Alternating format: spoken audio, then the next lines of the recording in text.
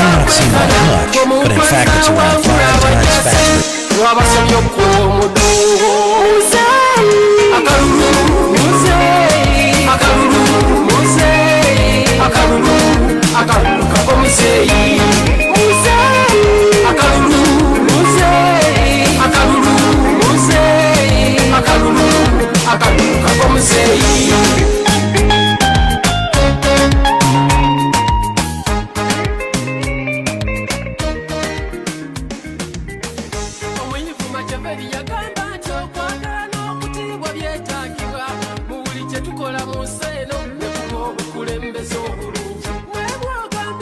So I don't know how you can do it for our young people.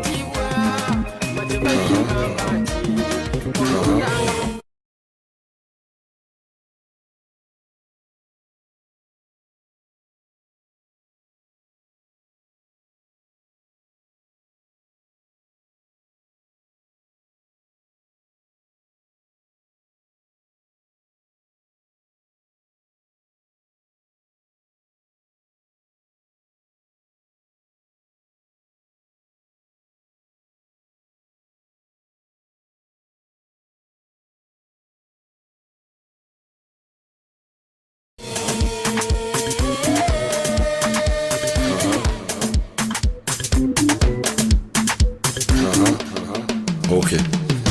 Nze kureba cyangwa no muharangwemo cangiye batarimo nsubure rubamba nsubure rugondo rusto mu ishazi yarasinge ndiro ndigurire byo mabyaye no murebe rwaye okay kwezi nyamurembo paka kono kwati paka cumugereki ndahe nyarubanda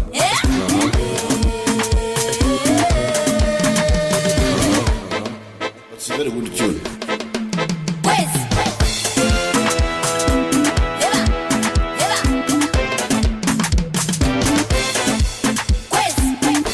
Titai, artisanal. Narizuwe ntangaye bagina gaharo. Mukuru murisho. Isera kazinga. Ezente nezo. Ezanye bakonje. Arumwente ngobe. Nejugo bulini. Dokorokone. Okay. Kwezi.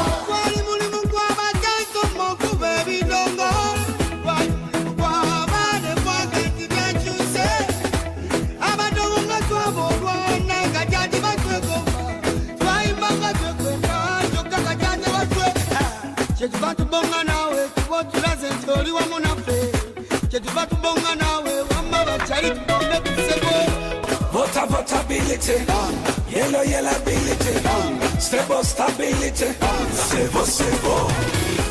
Votability, yellow ability, stable stability, sevo.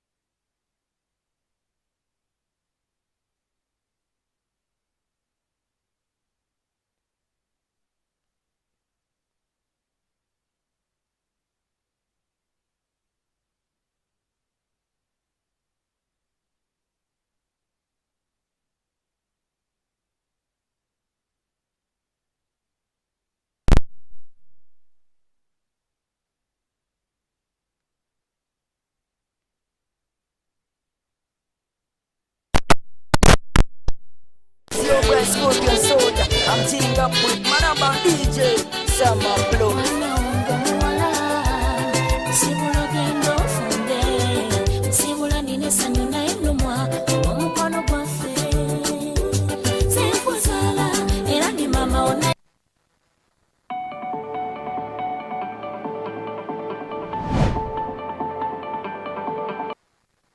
Nairobi.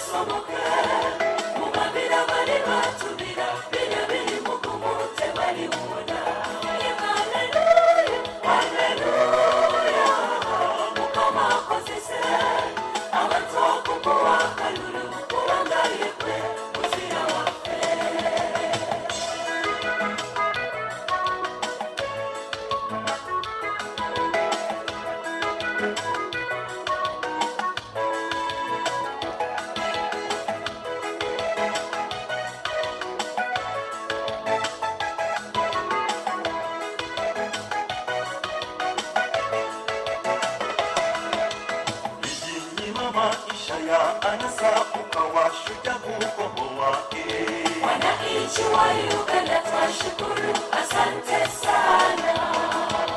Wananchi wa Uganda kwa waomba mpigieni kura raisi. Kaguta Museveni ataongoza Uganda vizuri. Ulijinyima maisha ya anasa ukawa shujaa kukomboa. Wananchi wa Uganda twashukuru, asante sana. Wananchi wa Uganda kwa waomba mpigieni kura raisi. Kaguta Museveni ataongoza Uganda vizuri. Kaguta Museveni ataongoza Uganda vizuri. Kaguta Museveni ataongoza Uganda vizuri. Kaguta Museveni ataongoza Uganda vizuri. Kaguta Museveni ataongoza Uganda vizuri. Kaguta Museveni ataongoza Kaguta Museveni ataongoza Uganda vizuri. Kaguta Museveni ataongoza Uganda vizuri. Kaguta Museveni ataongoza Uganda vizuri. Yes, thank you so much.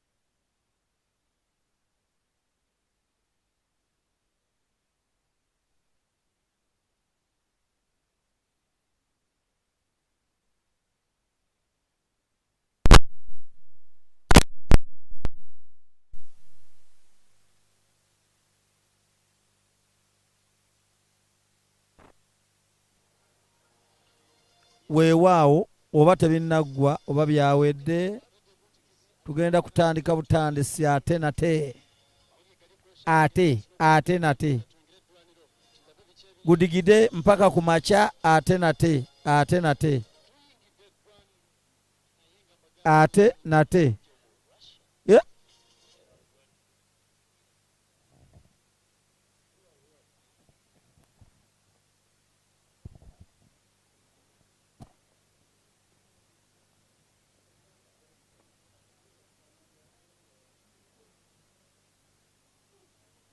Mzee ndio wewe, hakuna mwingine kabisa. Okumahantebe Mzee yenyuma yawe Mzee Okumahantebe Mzee Uganda ne Joera Okumahantebe Mzee yenyuma yawe Mzee Okumahantebe Mzee Uganda ne Joera Okumahantebe Mzee yenyuma yawe Mzee Okumahantebe Mzee Uganda ne Joera tukakutunga nkichoncho Abanya-Uganda ekyabuzimo tukozireke Uganda kajiho mu kuwerekera nkomwe y'ebendeze warukiraho iruhanga waturetera obusinge orimwe birungi nyamwingi ori nkazabu Uganda gikorire tukongera karuru tica buryo mwe kumara kabere batamu twerinda rushanje efatono rusisi obebe mbezi wa muzeyi akamuhebwa ruhanga ego muzeyi turi niwe kamba mbaya karuru na kawe okumahantebe muzeyi yenyuma yawe muzeyi okumahantebe muzeyi Uganda ne Joera okumahantebe muzeyi yenyuma yawe muzeyi okumahantebe muzeyi Uganda ne Chikwenda webale muzeyi otukolire nguto otira amashanyarazi entindo zono zikozire enzijoka zibinga bizima webale munonga nawe ekinyonka kachaina na famile yange tata na mama na sweto nyakweto stepu tana musabari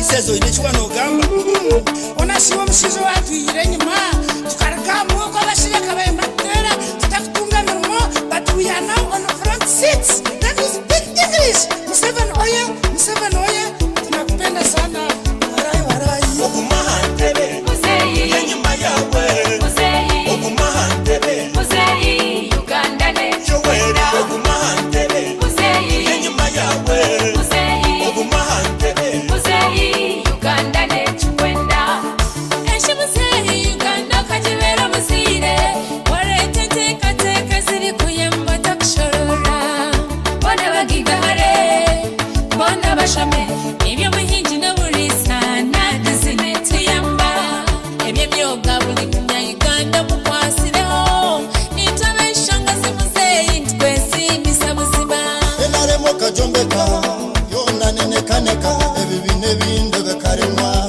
konkiwe turukureka amafuzo gayambire bona gashoma kana bacara kasi ukababira umusiri echine kisanja hakuna mchezo echine kisanja hakuna opposition okumahantebe muzeyi yenyuma yawe muzeyi okumahantebe muzeyi Uganda ne Joera okumahantebe muzeyi yenyuma yawe muzeyi okumahantebe muzeyi Uganda ne Chikwenda security gituheye obusinge bukataha oli kamande ni chifu UPDF kasemera amarwaro gombekere endwaro zigemere takusorora munganda amaramiso gombekere twina maizi marungi mulihono kagatuhicha okabenganzane ya mulyamu muzeyi ni tukugonza tunashukuru umefanya kazi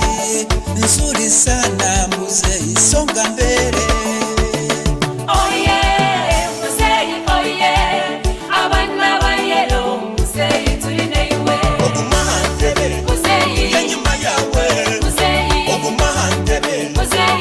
Uganda ne Joera okumahantebe muzeyi yenyuma yawe muzeyi okumahantebe muzeyi Uganda ne Chikwenda okumahantebe muzeyi yenyuma yawe muzeyi okumahantebe muzeyi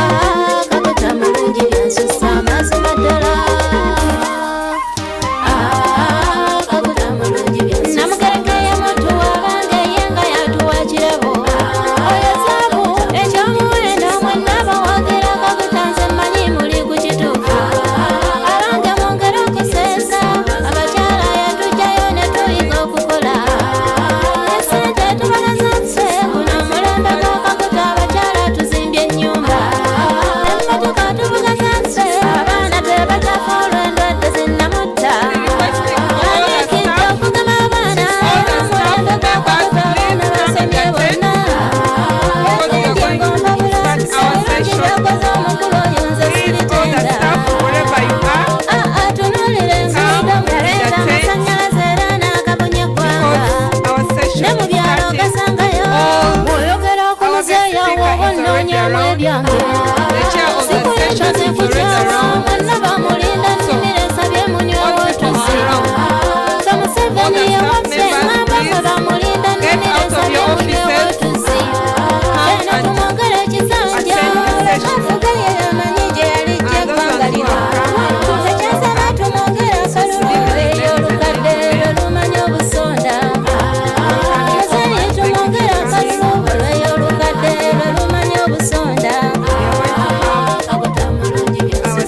amalojera ebyava kutandaba tebigwayo amberekereze kuko omulenga njuba guntwala abange mwiraba nsenzi alina wakondera tera nanyekaneddeeka abange mwiraba nsenzi abange mwiraba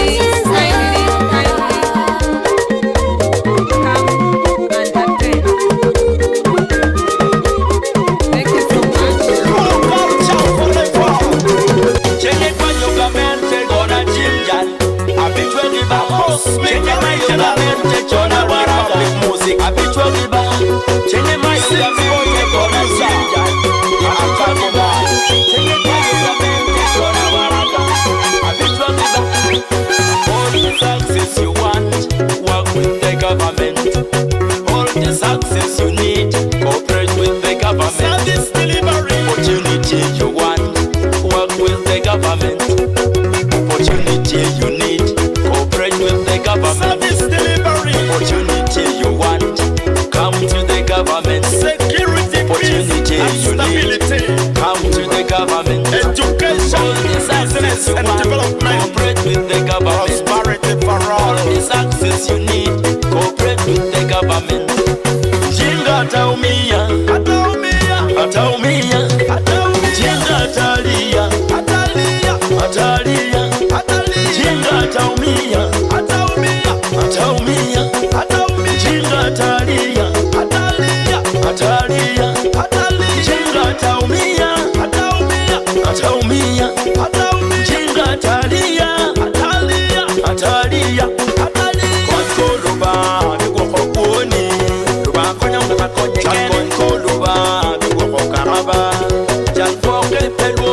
Koluba bigwo kokoni, luba konya ngakonye kene. Koluba bigwo kokaraba, luba konya ngakonye kene. Mutmanye charwa, wekwano tu, wekene do ilobo.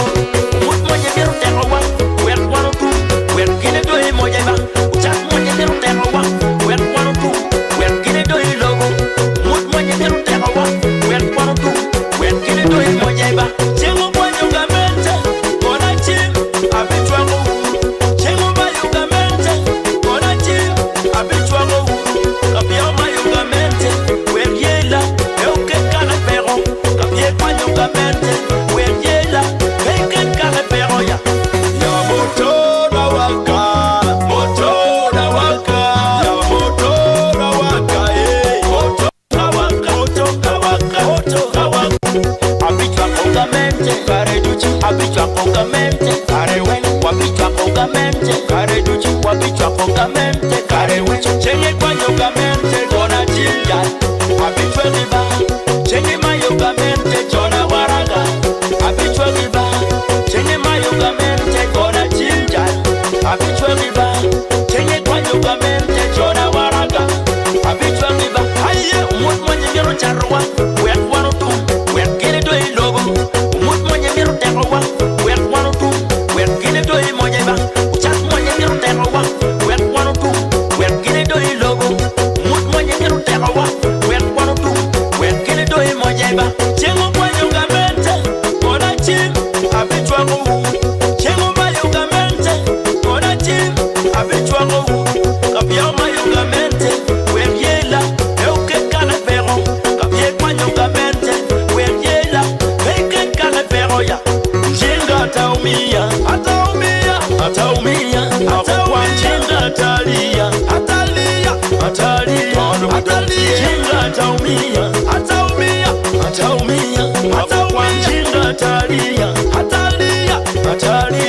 Jinga ataumia, ataumia, ataumia, ataumia. Jinga atalia, atalia, atalia. Business ya kutoka wa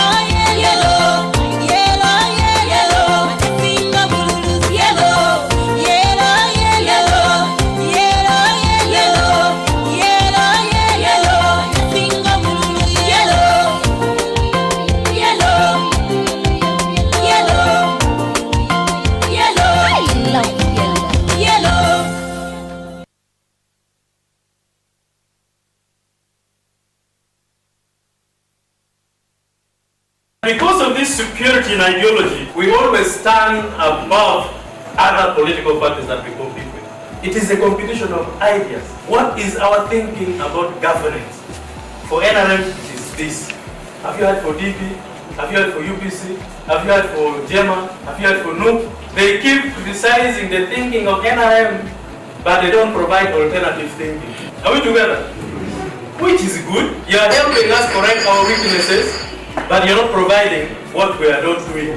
If our thinking in the structure of education is that every parish must have a primary school, every sub-county must have a secondary school, every constituency must have a vocational training school. I'm even here again, you're asking for a PT. Now, that is our thinking. Okay? I would expect any opposition party to disagree with our model of thinking. That would be disagreement on the principle. But not to say, UP is good but children are not learning. Fine, but is it there? Yes. Has it enrolled people? Yes. So if it is children are not learning, which other alternative to UPE people have, they don't have. That is security thinking.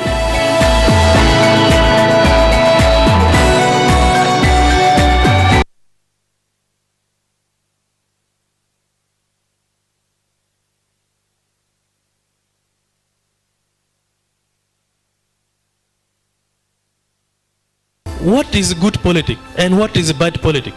Good politics will help us to harmonize our thinking for the general good, to minimize the differences between us. But bad politics will intensify our social differences. You are Muganda, you are Catholic, you are Munyankole, you are Nacholi. That is what bad politics keeps penetrating. And when you hear these opposition people, that is their narrative, creating frictions among people, creating tensions and principal contradictions. But the good politics is saying, whether you are Mutoro, Muganda, Karamojong, whatever you are Uganda. When we build a road from Kampala to Moroto, the road is not going to ask that, are you a Muganda, a Musoga, to be able to drive over. No, you are free to move on the road. When we take a school to a community, the school will not ask that this school is strictly for this group. When Gulu University was open, the Acholis thought Gulu University was only for Acholis. They say no, it's you compete with Max. Everybody is studying in Gulu University. Mbara University is for everybody. That is how we think, and that is what you should promote in this country.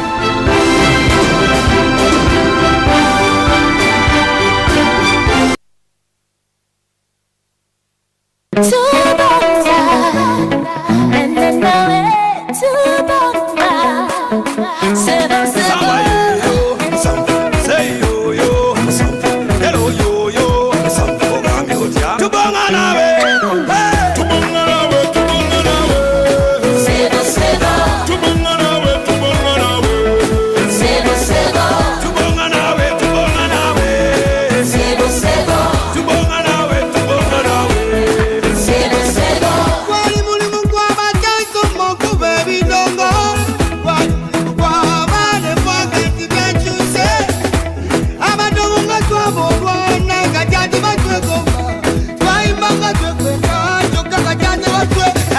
Chetuva tubonga nawe kubo tulaze nti oli wamu naffe.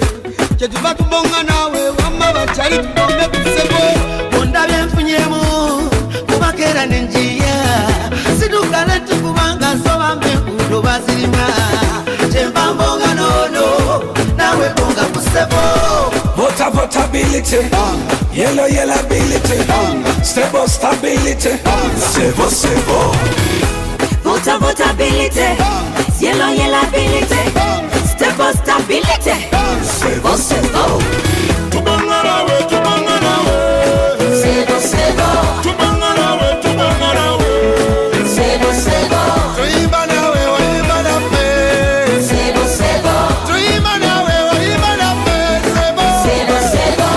Twabachala twabonabona, ddala abachala twasosolebwa, kati abachala twanunulibwa, kati abachala twefuga, mafisi tukola, mu butale twetala, umulembe nga sebo.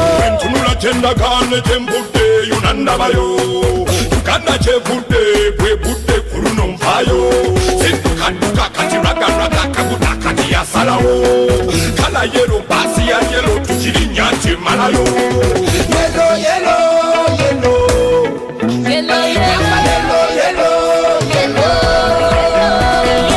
freedom of expression.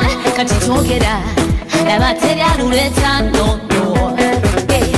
Luingona yimbirani landmine bazuka mposo yimbire maju kutale mu misaka. Bonga nawe lwakuba obwokuuma eggwanga waginza. Yes boss, big boss. Tuli wamu nawe tugenda nawe obwokuuma eggwanga wakusinga. Big boss. Yava baana ba yelo baagala yelo awatali yelo basika nasolo. Yeva bana ba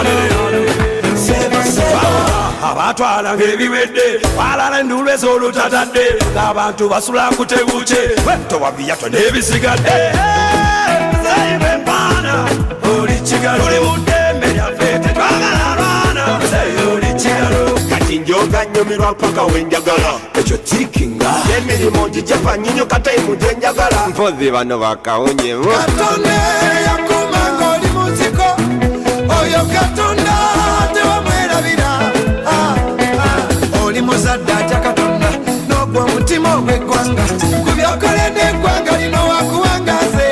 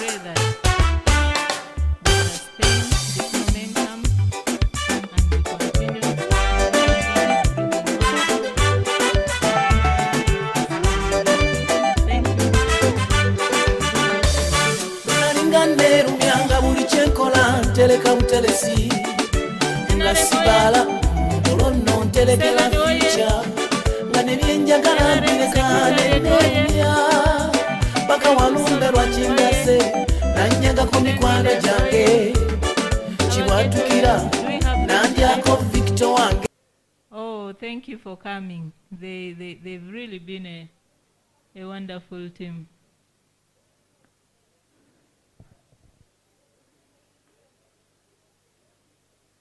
We usher in. The team is coming with the right honorable. Mzee ndio wewe, hakuna mwingine kabisa. Okumahantele Muzeyi yenyuma yawe Muzeyi Okumahantele Muzeyi Uganda ne Chowera Okumahantele Muzeyi yenyuma yawe Muzeyi Okumahantele Muzeyi Uganda ne Chowera Okumahantele Muzeyi yenyuma yawe Muzeyi Okumahantele Muzeyi Uganda ne Chowera tukakutunga nkichoncho Muzeyi abanya-Uganda ekyabuzimo tukozireke Uganda kajiwa mukuwerekera ntomwe y'ebendozo warikiraha iruhanga waturetera obusinge orimwe birungi nyamwingi ori nkazabu Uganda gikorire tukongera karuru tica buryo mwe kumara kabere batamu twerinda rushanje efatono rusisi obebe mbezi wa Muzeyi akamuhebwa ruhanga ego Muzeyi turi niwe kama mbaya mbaya karuru na kawe Okumahantele Muzeyi yenyuma yawe Muzeyi Okumahantele Muzeyi Uganda ne Chowera Okumahantele Muzeyi yenyuma yawe Muzeyi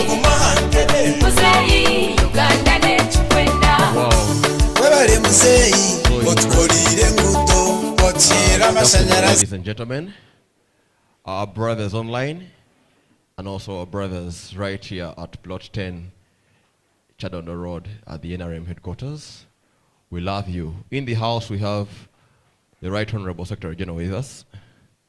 And without wasting time, due diligence, I would request that I take this honor to introduce the topic of this week, the 3rd of March, the 20th Ideological Clinic.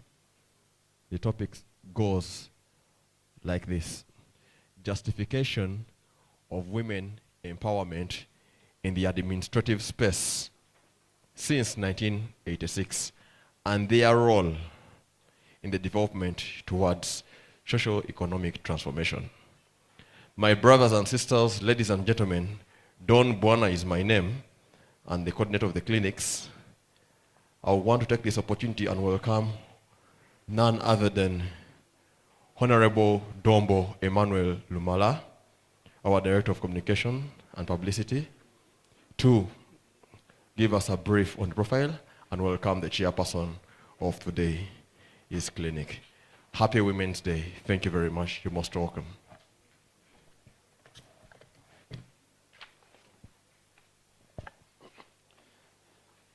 NRM. NRM. I want to take this opportunity on behalf of the Right Honorable Secretary General to welcome our guest speaker tonight, Honorable Cecilia Ogwal Imat. Honorable Cecilia, you're most welcome. And I also want to welcome the chairperson of the day, Honorable Lydia Wanyoto, the chairperson of the National Women League and the member of the Central Executive Committee. All these are two senior ladies who have seen it all, like we shall be hearing. Nobody will talk about the chairperson. Let me talk about the chairperson.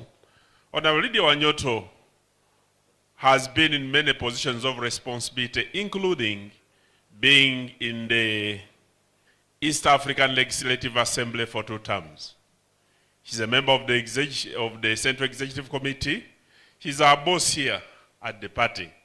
We want to welcome her because she was the best suited person to come and moderate this topic when we talk about women emancipation and what they have seen it over the period of time. Our audience must be wondering why Honorable Cecilia Ogwal. She will tell you herself, but to us who have had the privilege to work with Honorable Cecilia Ogwal, you just wish always to listen to her because everybody would want to take the cup of wisdom from Honorable Cecilia Ogwal. She has seen many governments, she has seen many presidents, but above all, she serves and loves the nation called Uganda. I'll tell you one thing in 1 minute, that one time I had an opportunity to serve with her in the ACP. And when we were jumping off the plane with her, the pilot asked us whether we were coming from honeymoon. And you'd have loved to hear what her response was. If she chooses, she will tell you how she responded. But I also admired it. But with those few remarks, I want to welcome everybody. The Secretary General, at the end of the discussion, will be coming to give the closing remarks and his insights and on who is likely to be coming in next. On behalf of the team, I want to thank the Secretary General for the choice of the participants, especially the discussants. Last time we were here with the Honorable Kasisi. Many calls are coming in to invite him to come back. Today we have Honorable Cecilia Ogwal, who is not a serving member of the National Resistance Movement, but who is a patriotic Ugandan, whom she invited to come and talk to us. With those few remarks, I want to invite Honorable Lydia Wanyoto. She will be the one to introduce who her guest is, to tell us more details about Honorable Cecilia Ogwal. And if there are any questions, let's keep them until we get the time of the questions, so that we can ask the questions but learn something. How has she made it this far? How has she made it? How has she been able to serve with government? How has she been able to be successful in politics, in marriage, in business? How has she made it this far, where others have failed? Honorable Lydia Onyoto, you are most welcome as the chairperson of the session tonight.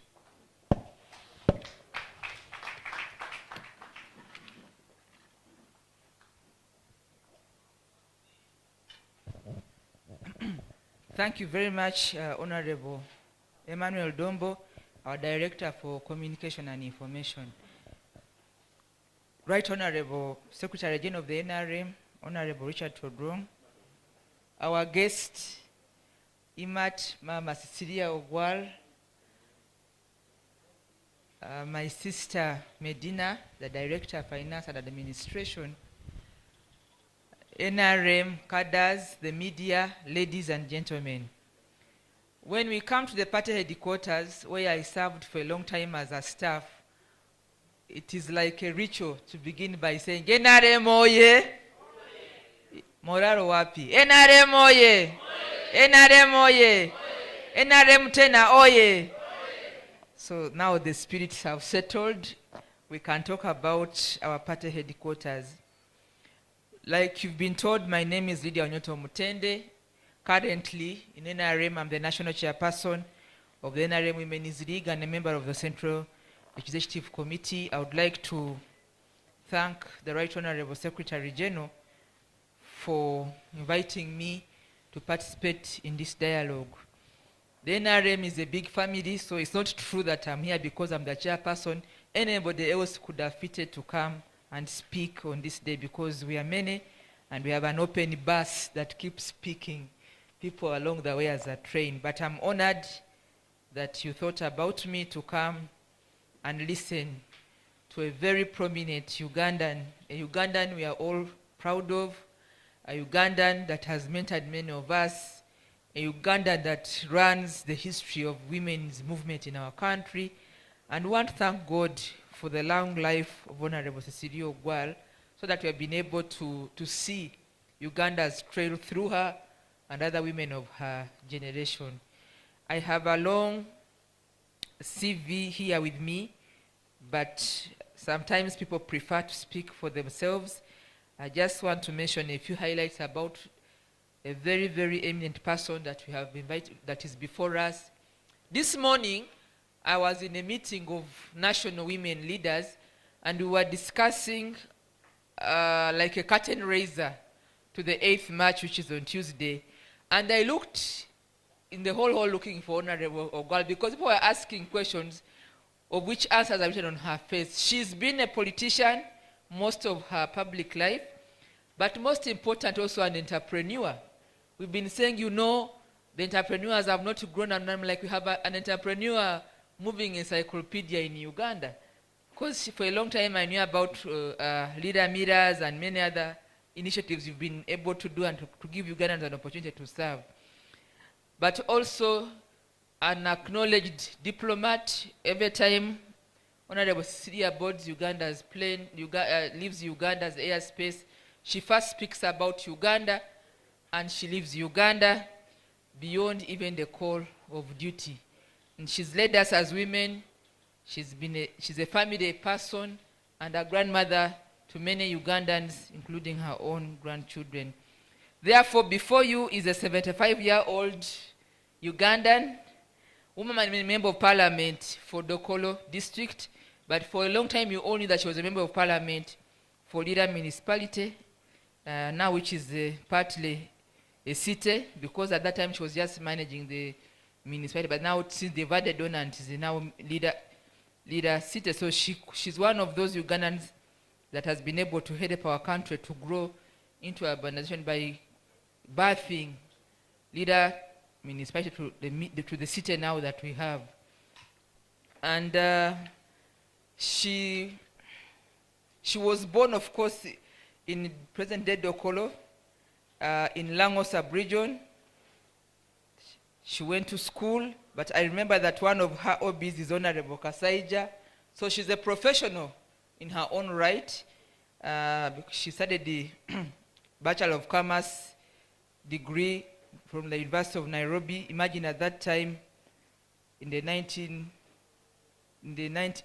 early 70s, when it was very difficult for the girl child to study science or mathematics. I've listened to her video when she was explaining how she had to choose between commerce, mathematics, or law and other professional courses, and people were doubting whether a girl can manage. So she was taught to choose, to try 1 year and maybe change her course, but she was able to surprise everybody when she performed very well.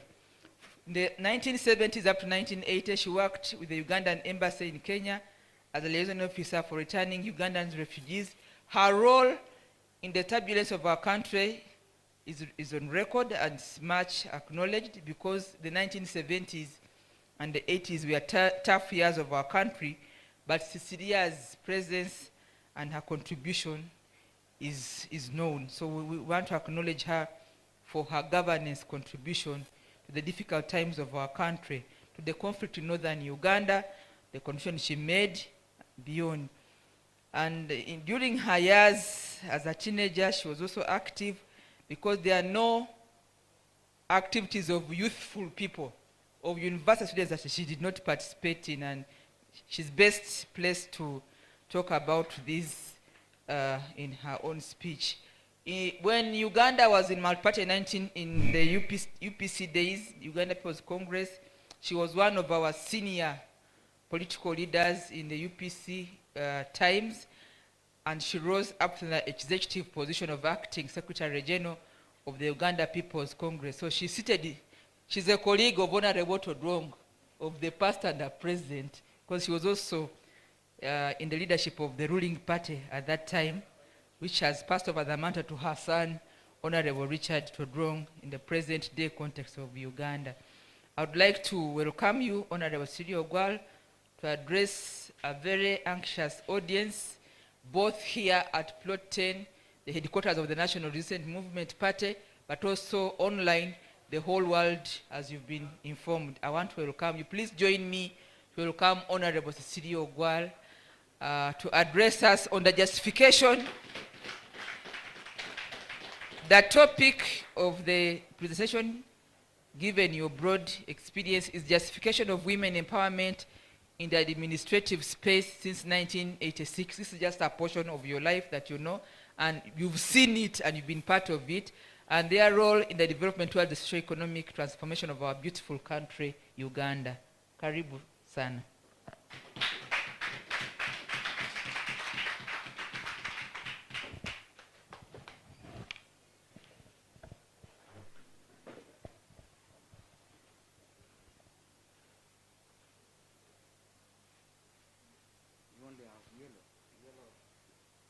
You only have a yellow microphone. You don't have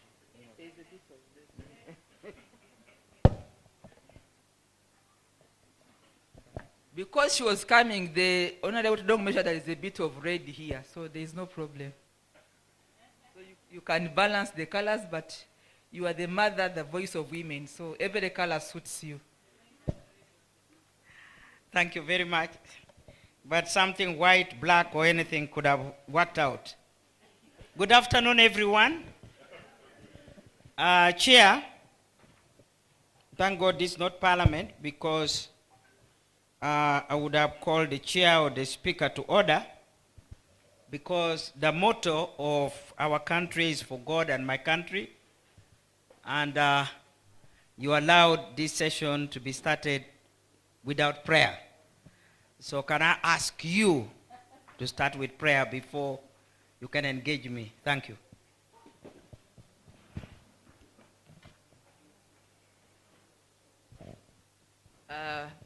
I followed the protocol of the MC because I'm just the chair of the session, but it's okay. That's why you are here. You keep guiding your children and the people. So, did you want us also to sing the national anthem? Or what? So, so can we have a word of prayer? Honorable Dombo, can you guide us on the issue of prayer? Mine was to invite the chair.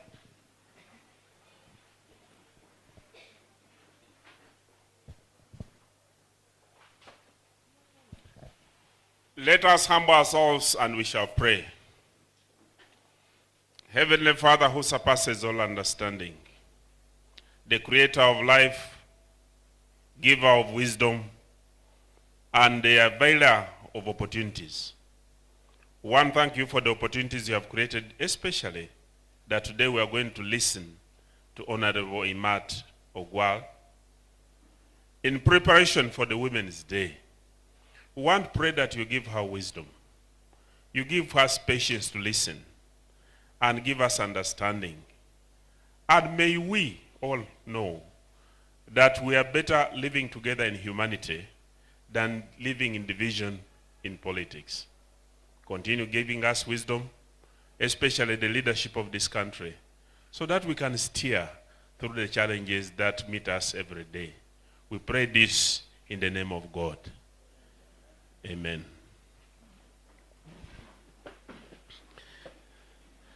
I'm a member of the synod, but I'm not a bishop. Well, you have done very well. Thank you so much. I think you can clap for Dombo.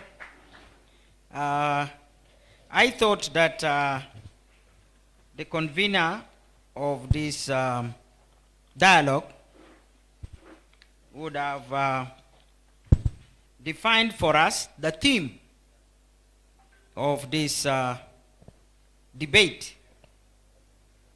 You are talking of ideological clinic.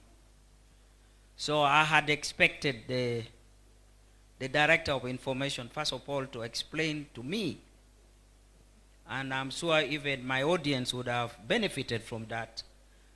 What is ideological clinic? Because do you want me to take it from my own understanding, which is ideological, my own idea, you know, which I can package in order to achieve what I want to achieve? And a clinic is where I go and see doctors to check on me. So I thought you needed to explain so that we all understand where we are going. Secretary General, I'm happy to be here.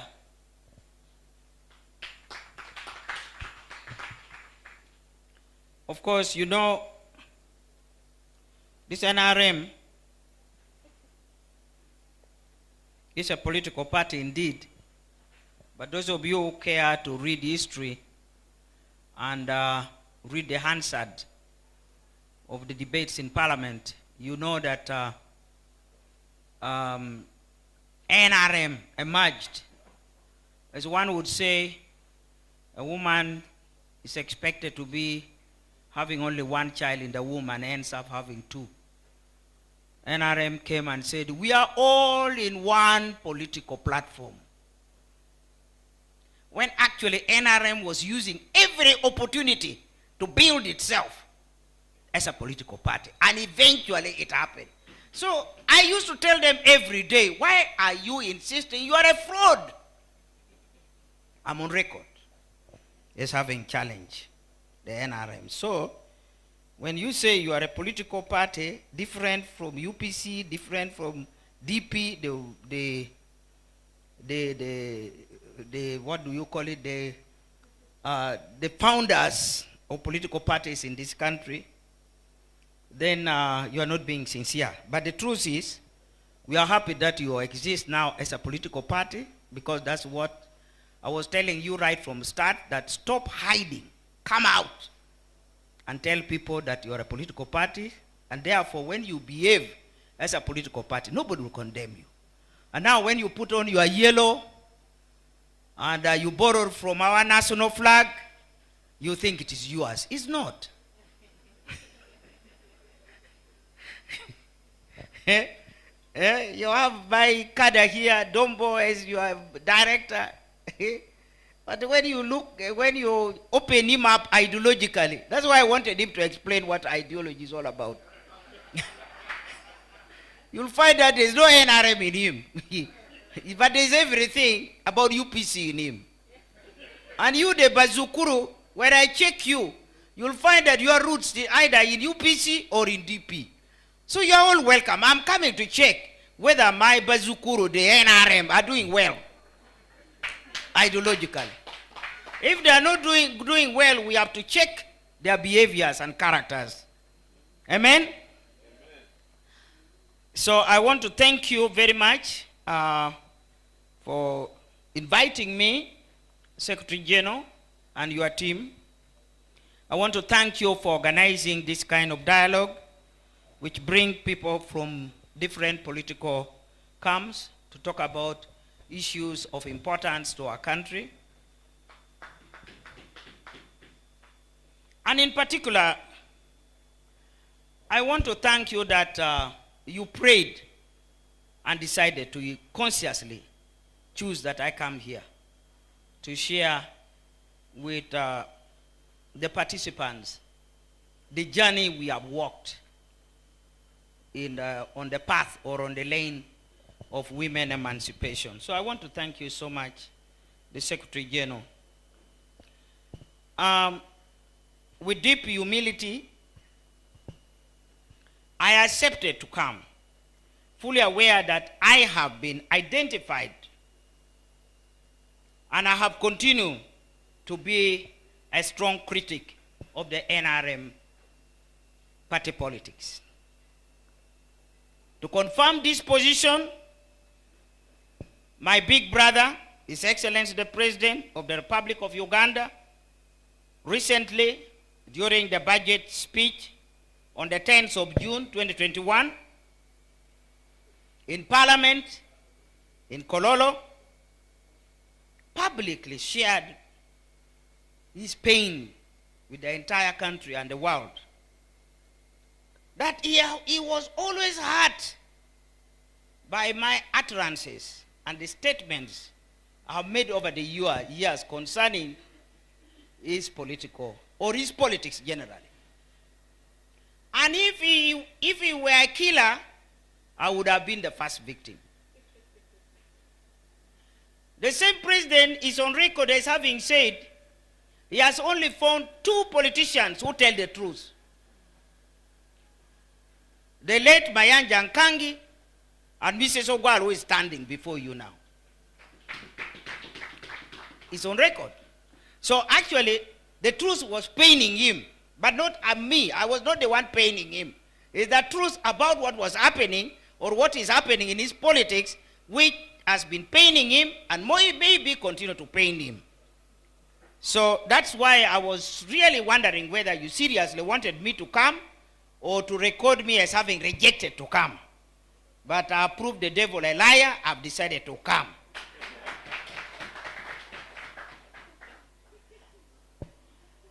With those few words, I want to, in case I forget, I want to let you know that I shared many international platforms with many politicians from around the world. But among those is the ACP-EU, African, Caribbean, Pacific, with joint parliament with the European Union. And of course, when I was there are many hard issues that we handled. Among them, of course, was the issue of Zimbabwe. And I'm saying this because you are all upcoming young politicians. Zimbabwe was at war internally. But unfortunately, the delegates that were sent there were at war among themselves. And I told them, why are you here in the name of Zimbabwe? If you have come to the international platform to articulate the issues that is affecting Zimbabwe, then come and talk in one language. And at that time, European Union was discussing how to sanction Zimbabwe. And you can imagine, I now had to move out of Uganda to now even adopt Zimbabwe. And I said, Zimbabweans, shut up. On anything now to do with politics of Zimbabwe, I don't want any of you to talk. And Honorable Dombo was there. I'll be the one to respond. And indeed, I had to tell European Union they were out of order to sanction Zimbabwe because they were not hurting the president, whom they were very disappointed with. They would be hurting the ordinary Zimbabweans. And indeed, I moved a motion when we were in DRC Congo, which was adopted to stop sanctioning Zimbabwe. I did it for Africa. So you must understand what is your role in politics. The same thing which Honorable Dombo keep asking. Why did I do it? When Kenya had a problem, the post-electoral conflicts in 2007, that was the time I'd also just joined ACP-EU. And I was so surprised that African Union condemned Kenya, European Union condemned Kenya, and both institutions were asking a repeat of the election. Now, I was coming to ACP EU for the first time, and I was now debating the issue for the first time. So I stood on the floor of Parliament and said, look, if people are fighting and killing each other, burning houses, and doing whatever you have been reading and seeing in the social media and in electronic media and print media, and you are now calling for a repeat of the election, and you now trying to tell Kenya that you continue killing even those who are still left, that is not the heart of conflict resolution.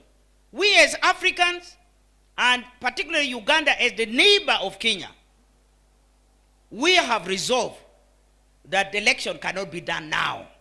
We must listen or wait for Kofi Annan initiative, then we can decide when would be the right time for us to hold election in Kenya. And I'm telling you, one of the European Union parliamentarians there stood up and abused me and said, who is this African woman who thinks this is a village? This is a village for her to talk about that kind of thing. We are talking about democracy. He abused me on the floor of Parliament. And I told them who I was. I said, I'm the immediate neighbor.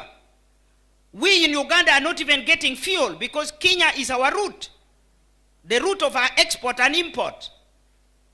And right now the Kenyans have flooded our country because there's problem, there's turmoil in their country. So we Ugandans are taking the pain of what is happening in Kenya. So I'm talking as a most affected person in the house now. So everybody shut up. And eventually it was resolved that ACP-EU had to support the Kofi Annan initiative. The Kenyans told me they would give me a cow. Up to now I haven't got it. Praise the Lord. And the Dombos feared to stand to that kind of weight. Huh? They feared to stand. They left it to me alone. Even the Tanzanians, they left me alone. Now, do you know how Uganda was rewarded for having saved the face of Kenya? When the Kofi Annan initiative resolved the problems, and eventually Kenyans took their position in ACP-EU, they presented a motion on the floor of Parliament, thanking people who are involved in quelling the conflicts and bringing normality in Kenya, and they left out His Excellency, the President of Uganda, and Uganda completely from that motion. So when I try to lobby quietly, the way we do in Parliament, you go and talk. You don't talk in public. You talk quietly first. And they did not want to listen to me. So I went and talked to the President of the Bureau of the Assembly. And he allowed me, she was a lady, she allowed me to to move the motion. And I didn't disclose my motion to the Kenyans. So in that motion, I moved that Uganda be uploaded in the process, because the president of Uganda, who was then also the chair of the AU at that time, visited Kenya, played a personal role, and Ugandans are directly and indirectly helping the Kenyans who have run out of the point of conflicts. And we were hosting the Kenyans. So I moved that Uganda be uploaded, the president be uploaded, and you'll be surprised, the motion was adopted without an amendment. So that is what it means, because I decided that it is good to be a politician in Uganda, but I'm also an African. So, and the Bible tells me I should be, I should mind about my neighbor. I'm my neighbor's keeper. So, Bazukuru and ladies who are here, allow me first of all to salute all Ugandans for enduring the devastating scourge of the coronavirus that hit the country since March 2020. Although the spread has gone down according to the medical reports from the Ministry of Health, the country remains crippled economically and socially. Allow me to also register my felicitation to all women and gender-sensitive men for the Women's Day celebration due on Tuesday next week. After the decade of gender emancipation was declared in 1985, followed by the Beijing Protocol for the Gender Parity, it was observed that Sub-Saharan Africa increased the number of women in parliament, strategically to change the policies and the gender insensitive laws in the statute books. And it was surprising that the African continent did much better in increasing women in participation in parliament. This phenomena was due to popular adoption of the use of quota system, or what we know in Uganda, affirmative action. So today I will be able to show you later how that affirmative action has helped us. And we cannot say this is a Ugandan-driven initiative. It is a UN-driven initiative. But we must congratulate ourselves that we adopted that initiative and domesticated it and made it practical and a reality in our situation. So we need to congratulate ourselves. In fact, some of you in any case, I should know that all of you are young, including the Secretary General and the chair of the women. You are all young. But you'll be surprised that the first lady then, Mama Miria, was the one who led the Uganda delegation to Nairobi, that one you know. And the speech she made was to plead with the husband and the government to allow women to celebrate the day. So it was her who actually pleaded for this day to be celebrated as a national day of celebration. So that, you know, that some people may think all these things started in 1986. Even when they write to me, they forget that I know history better than them. They said, since 1986. What is it about 1986? Nothing to me. Nothing to me. Because I knew most of these things long time ago. But for you, you are arriving just yesterday.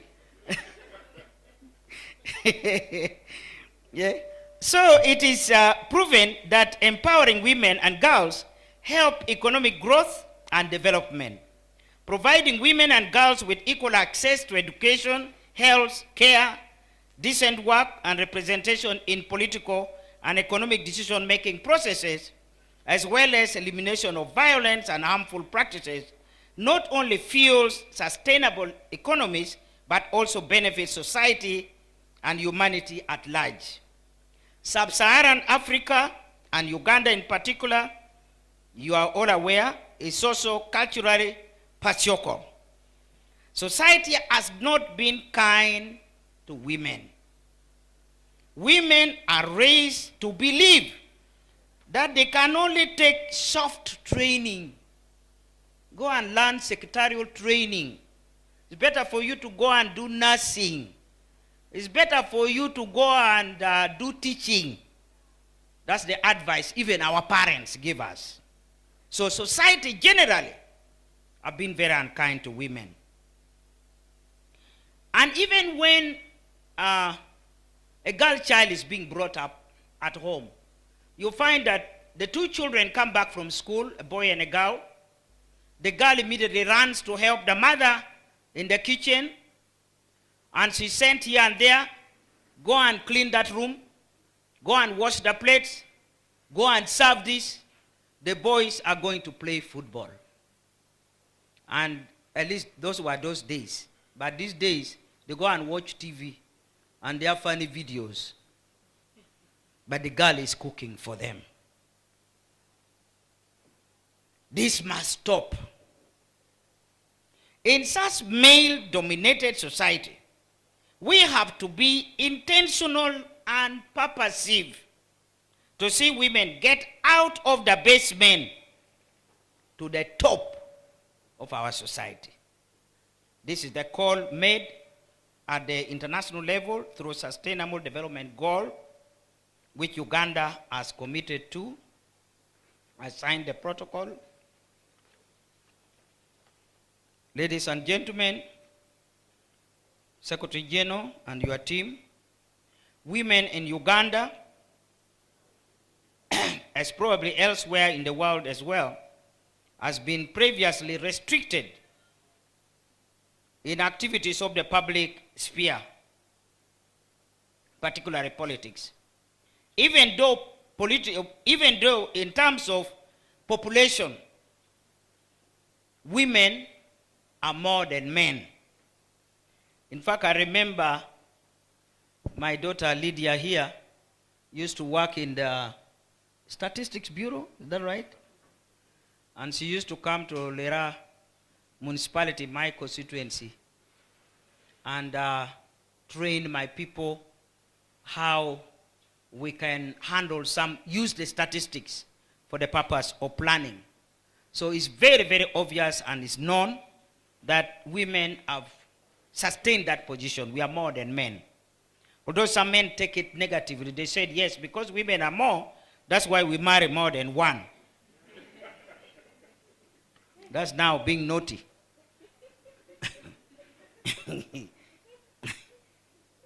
When I joined the University of Nairobi in 1966, with several of my brothers, Honorable Dombo has already told you, Matia Kasaja was one of us in the same class.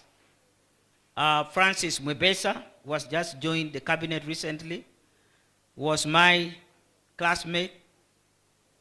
We have another one, Alex Kakwano. I think some of, particularly those who come from the West may know.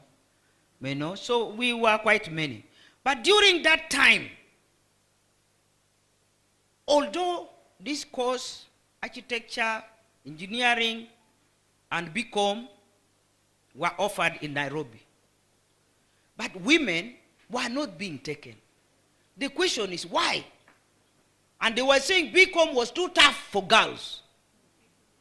Can you imagine? So we were condemned even before we tried. And really out of that spirit of being a Ugandan and a woman who is telling God and telling everybody, why judge me wrongly? 4 women from Uganda pioneered this. We were all taken for commerce, and as the chair of women has told you, we were told to fill alternative course you want to do. So I had to reluctantly fill a form that in case I fail to adapt to commerce, I will go to Dar es Salaam for law. That was a condition. But instead, I'm not saying it because it is me. I'm saying it because that woman who is being celebrated on the 8th, it was me then and it's me today. Of the 4 of us, 2 of us were the first to record even upper second in BCom. Imagine, the men have been going through this course over the years. Not a single one of them ever got upper second. 2 women got it from Uganda. Me and a lady from Buganda here called Eva Mukasa. She worked in Buganda government for quite some time, and also East African Development Bank. So it's important to look her up. She's still alive and strong. So this is how we suffered over the years. For me to prove that yes, I can do it. And to even to make it even worse, if your ruler was even worse, if you are a rural girl, was even worse. They would say, if you are a girl, you have come from Namagunga or Gayaza, yes, I can talk to you. Come, you can tell me, what is it you want? But you say, I've come from Sacred Heart. What is Sacred Heart? Where is it? So I'm already judged. From the village there, what does he know? And again, the fighting spirit in me was able to prove, please don't judge me wrongly. Because I can work for myself. So in 1963, before I joined the university, we sat for English essay writing competition. Budo, Gayaza, whatnot, they used to get the prizes. So this time, a village school got it, which was not even known in Uganda.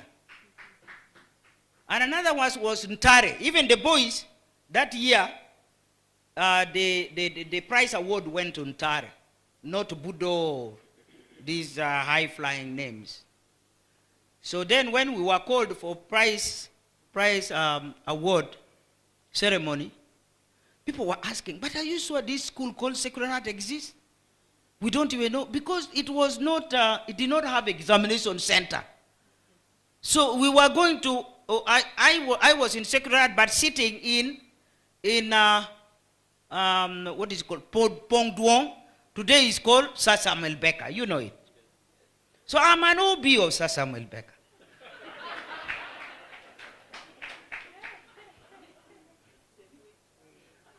That's how far we have gone. So now they were wondering where am I from and so on. So this village girl from Sacred Heart was the one who got the prize, defeating Gayaza. Gayaza actually came second. Namagonga didn't even get it that year. So the village girl got it. Yeah. So you can see, really, these girls, we women have been suffering quietly. Chair, at the continental level, you know that this continent has fought many, what they call liberation struggles. Huh? In fact, if I could come even nearer home, even in NRM here, they fought what they call the Bush War, although they were fighting me. If only I knew who you are. Fighting my government. Now, this NRM who are fighting, they were women who are very bold and very courageous. Taking food to the husband, taking things, taking medicine.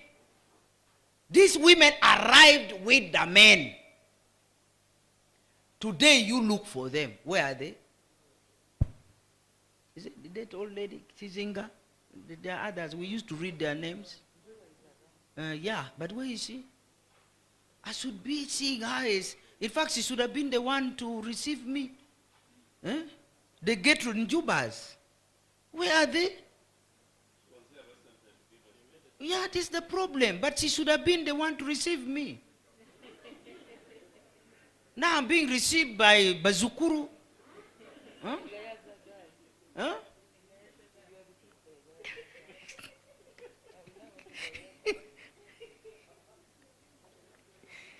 So, at the Pan-African level, at the African continent level, it's also interesting to learn what happened.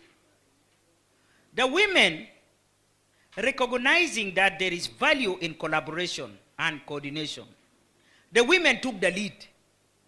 And this is something which I think the NRM should take up, those who want to learn politics. Because you should not only learn politics in your compound, learn also what happened outside. The women took a proactive approach.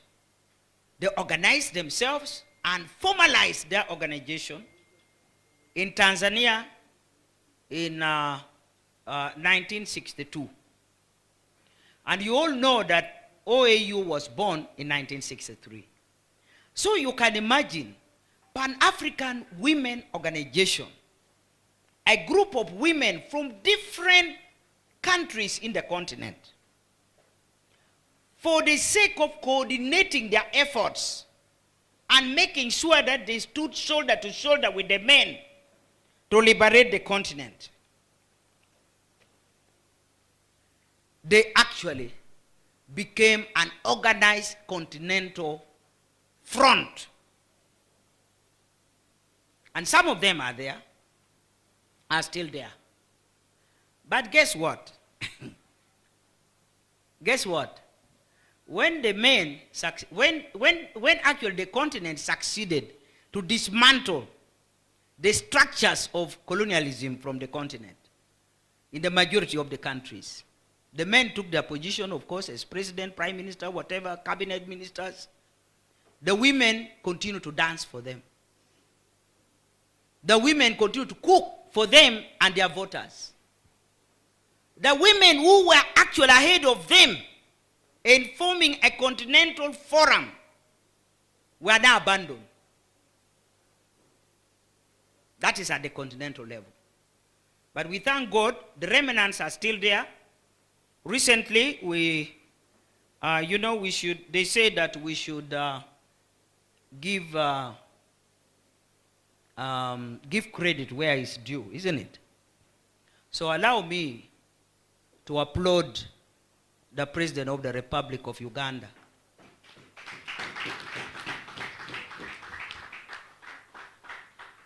Not because of his ideological position,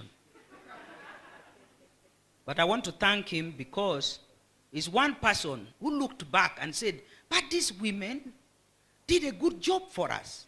We cannot allow this thing just to fizzle out and to die. So in 2018, the President of Uganda consciously took a decision to revive Pan-African Women Organization. And today, as I talk, the organization is being revived, and I will be inviting you from different parties to participate and mobilize your women right up to the rural level so that we get also mainstream into the continental activities. And today, because of that initiative of the President of Uganda,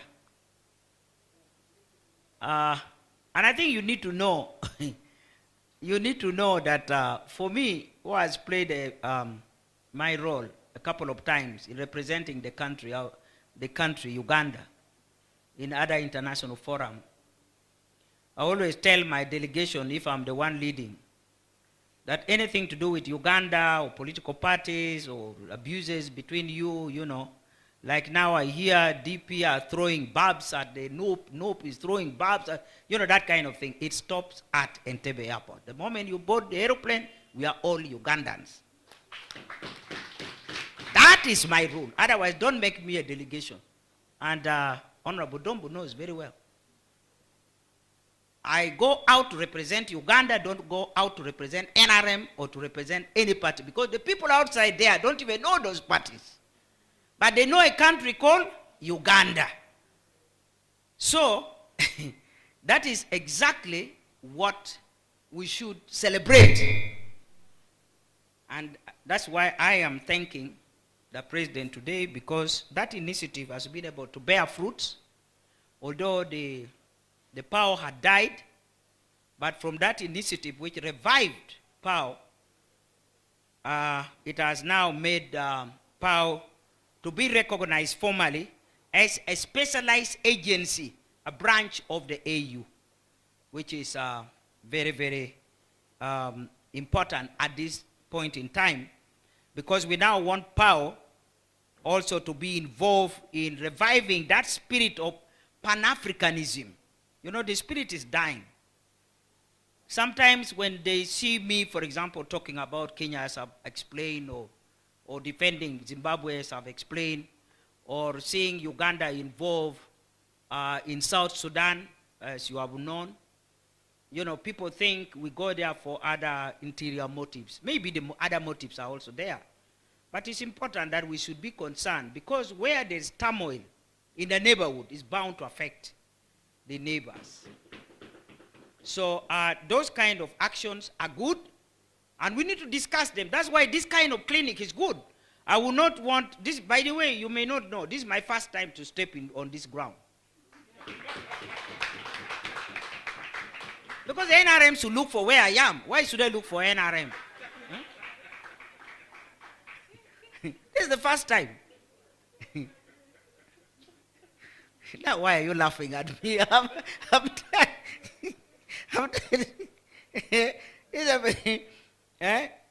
So it is important, because now PAO as a specialized agencies, we are now going to be involved in conflict resolutions, and I'm very happy from that initiative.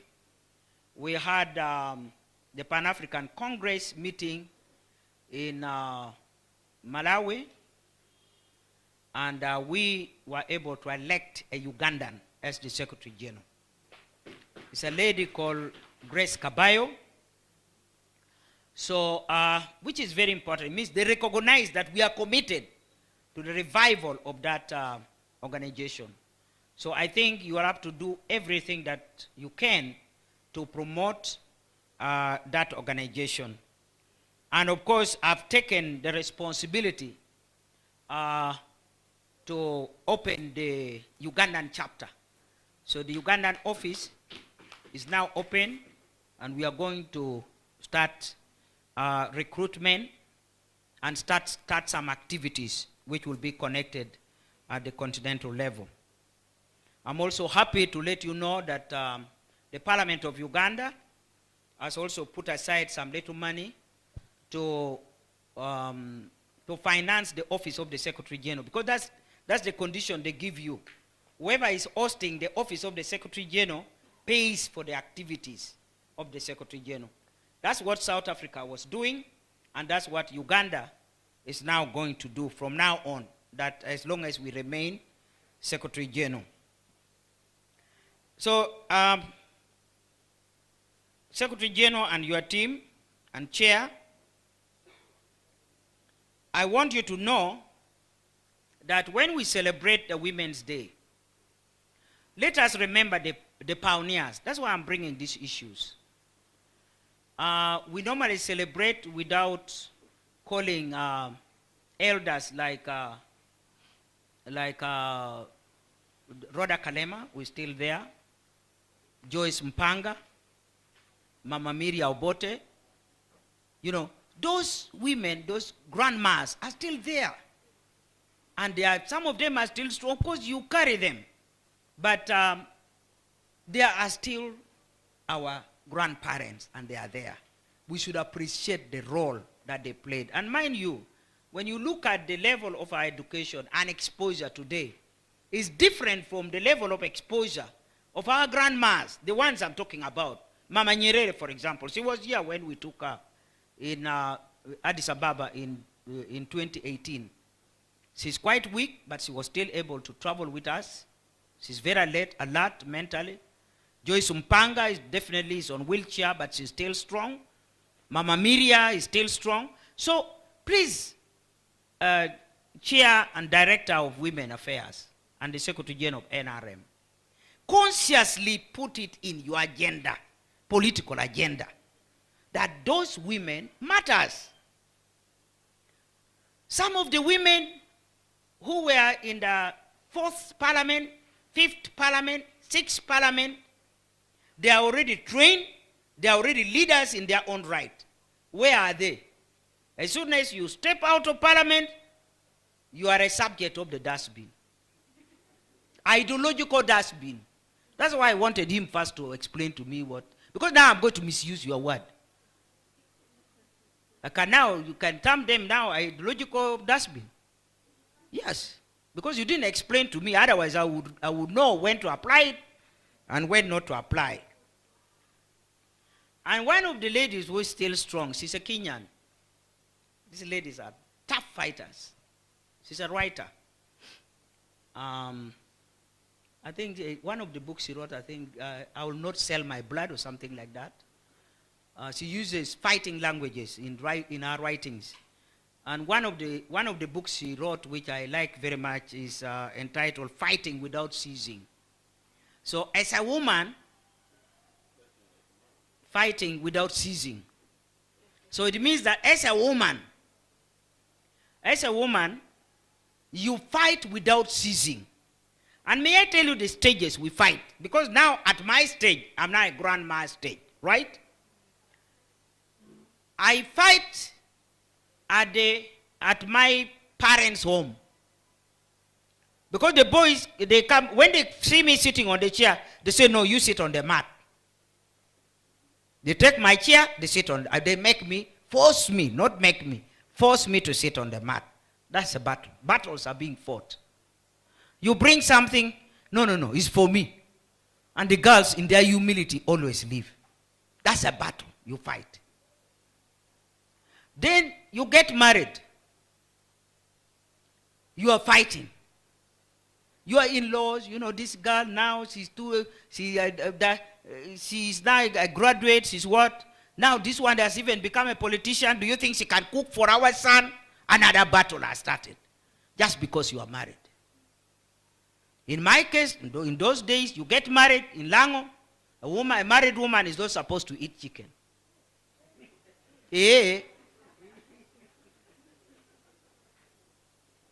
So I had to leave chicken to Dombo's father. Just like that. And for me, I decided, look, I'm not going to fight anybody. So from now on, I'm going to leave chicken for your son. And I'm going to eat my malakwang, my whatnot. Now, their son now is the one who was pleading, please, no, I will not tell them, but you eat, I will not tell them. But they don't want me to eat, so you eat it. That is it. We were being forced to do what we were not supposed to do. And it's regrettable. It has made us to lose a lot of opportunity. So during our time, we fought those battles. Then you try to do professional course, they think you are mad. If a girl, during our days, decided to go and do engineering, I've just told you about commerce, you must be crazy. In our village, as I grew up in Lango, a girl, at our time, if a girl was seen riding a bicycle, that is a Malaya. Because it needs lifting one leg up and sitting on the bicycle. What kind of girl would do that? You are not a marrying material. Not a material for marriage. So that's how the society judged us. But it is my prayer that consciously and through our ideological, consciously designed policies and programs, we should eliminate those and set the women free. Let a woman do what a woman can do uncomfortably. Let a woman choose for herself that she cannot do such a thing because she is not capable of doing it. But don't say, no, let me do it because you can't do it. No, let me do it. If I ask you to help me, then you can come and help me. So let us design our political programs to take care of women's interests and guide them and promote them to achieve their ambitions. Now let's turn to Uganda. But I know that I'm talking to people who are very enlightened. You have read a lot and whatnot. And me personally, I don't like history, by the way. Even when I was a student, if you want me to fall asleep quickly, you give me a history program to handle. Very boring. So I believe that you have scanned through our history. You have read a number of things of what happened. Don't start reading from 1986. Read the prehistory. It's your entitlement.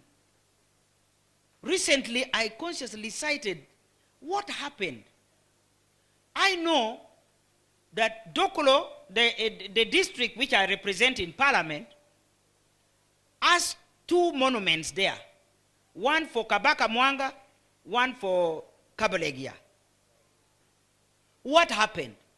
There was a fight until these kings were uprooted from Dokolo. There is no way the Bazungu, the British, would have taken over Uganda. So actually, when you talk about liberation struggle or resistance against colonialism, remember Dokolo.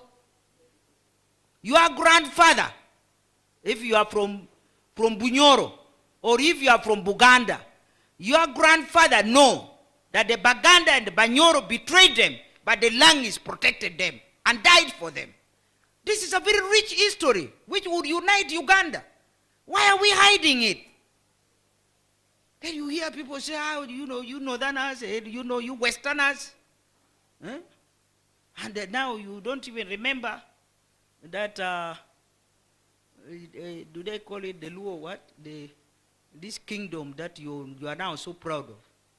It is the Luos who brought it to you, and the Luos said, we don't like those things. You take it. They went back to their village life. And now for you, you have taken it so personally, so passionately. Huh? We even tried them in the Constituent Assembly. We said, okay, since you are always accusing Obote of abolishing monarchism, I am going to make sure that I mobilize the Constituent Assembly to return monarchism, but let it be done through the Constitution. So we moved the motion through one of your brothers from Teso, John Eresu. Later on, jump away from my camp and join NRM. I don't know what's happening now. And the NRM is very good at abandoning people. I think it might have been abandoned by now. Huh? So we moved this motion, well articulated, and we had designed our position as Uganda People's Congress that we would want to return monarchism. But we must have a federalism that does not favor any particular region. And the Baganda accepted our model. So we came and presented it in a motion in Parliament. Who shut down that motion? My Muzee Bindali Sali and I think Honorable Mulondo. Those are the people who opposed that motion. So when we were defeated, I walked out with 47 members of the constituency. So I laid a walkout on federal motion. And I walked out with 47 members when the Baganda alone was 66. Then you say, we Baganda. I would have given you your Biafra constitutionally.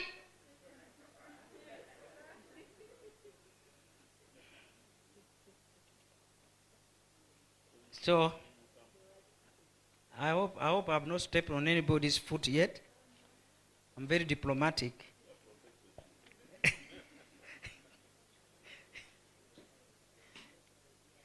So I will leave my presentation for you to read, but I just want to give you the highlights. Chair,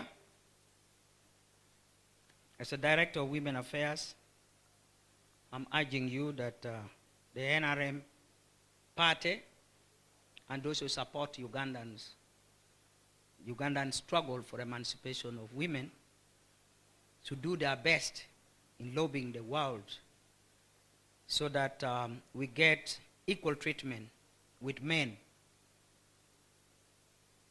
In the Constitution, and you know I was there myself, we have been able to entrench some articles in the Constitution that guarantee our equal right, but it has not been practiced.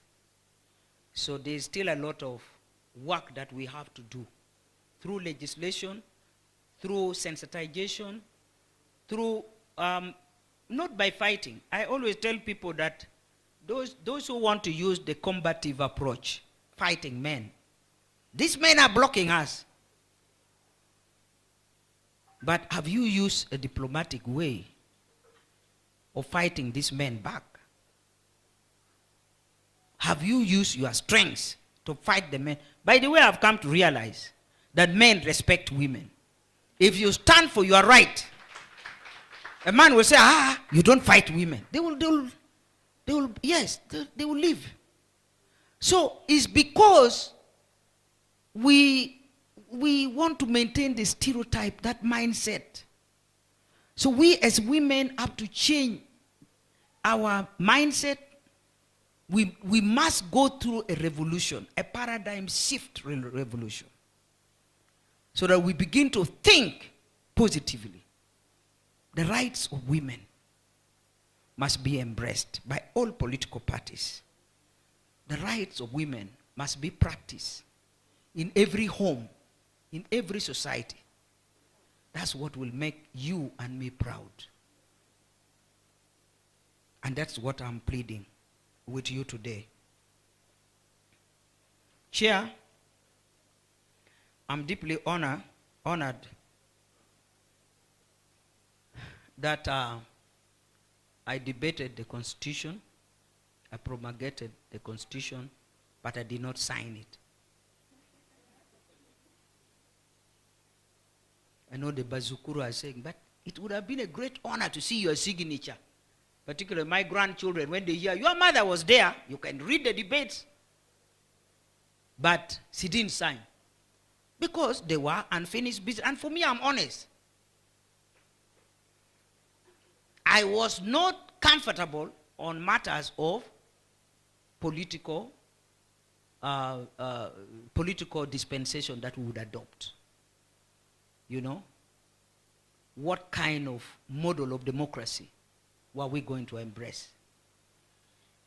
That to me was a very important matter, because really without freedom, you cannot have peace.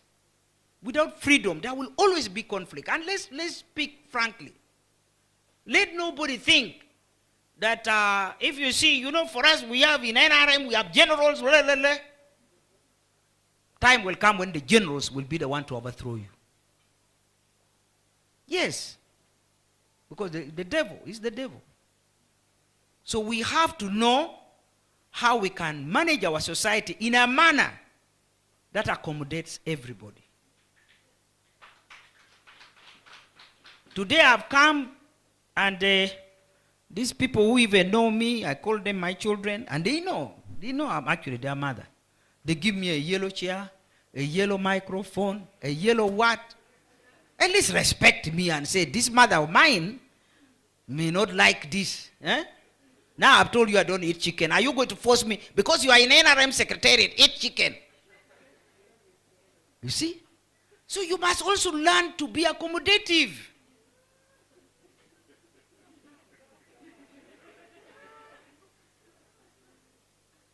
Ideologically, learn to be accommodative. If you can't, then there's no competition. In which case, agree that you are a dictator. Full stop. Don't waste our time. Don't waste our time. And you know, for me, they invited me to go to Mbarara for a political debate. And we were supposed to debate on the various political systems. So I told them, I said, for me, I'm not a political scientist, but I can tell you that democracy has the same ingredients. But let me tell you how it works. The more guns you have in your basket, the less freedom you are giving your people. Because now people will be driven by fear. You see, if they see me, I can't be promoted. You know, when they see you walking with a gun, do you know, Chairman, you don't know, in the Constituent Assembly, there were people who were rebuked for being seen with me. I can't even tell you their names. Yes. But today, some of them, when they get out, they said, you know, Mrs. Okwal, we didn't know you were right. But the truth is, let's accommodate everyone. Let's play fairly. And that's why I did not sign the Constitution. They were unfinished business. And those unfinished businesses were fundamental for guaranteeing democratic governance in this country. And that's why I did not sign. And more so, it was my feeling and belief that once we overdose our administration with gun, you will never be able to get the truth out of the people you are trying to govern. Corruption will flourish, and so many things will not happen the way you want, and that is not good for us. So, Chair, I want you to know that our women have done very well. Before we promulgated the 1995 Constitution, women used to be elected through the indirect election, if you recall, lining behind. We had to fight it in the 6th Parliament, and we resolved to adopt the universal suffrage. So that is a very big effort, because then it has been able to give us women who are elected in their own right, and we have quality. For me, it's not just a question of putting a woman there. You must put a woman of quality. Put me because I can do it. Don't put because, you know, you just sit there. And then you now just sit, keep quiet because somebody has put you there. No.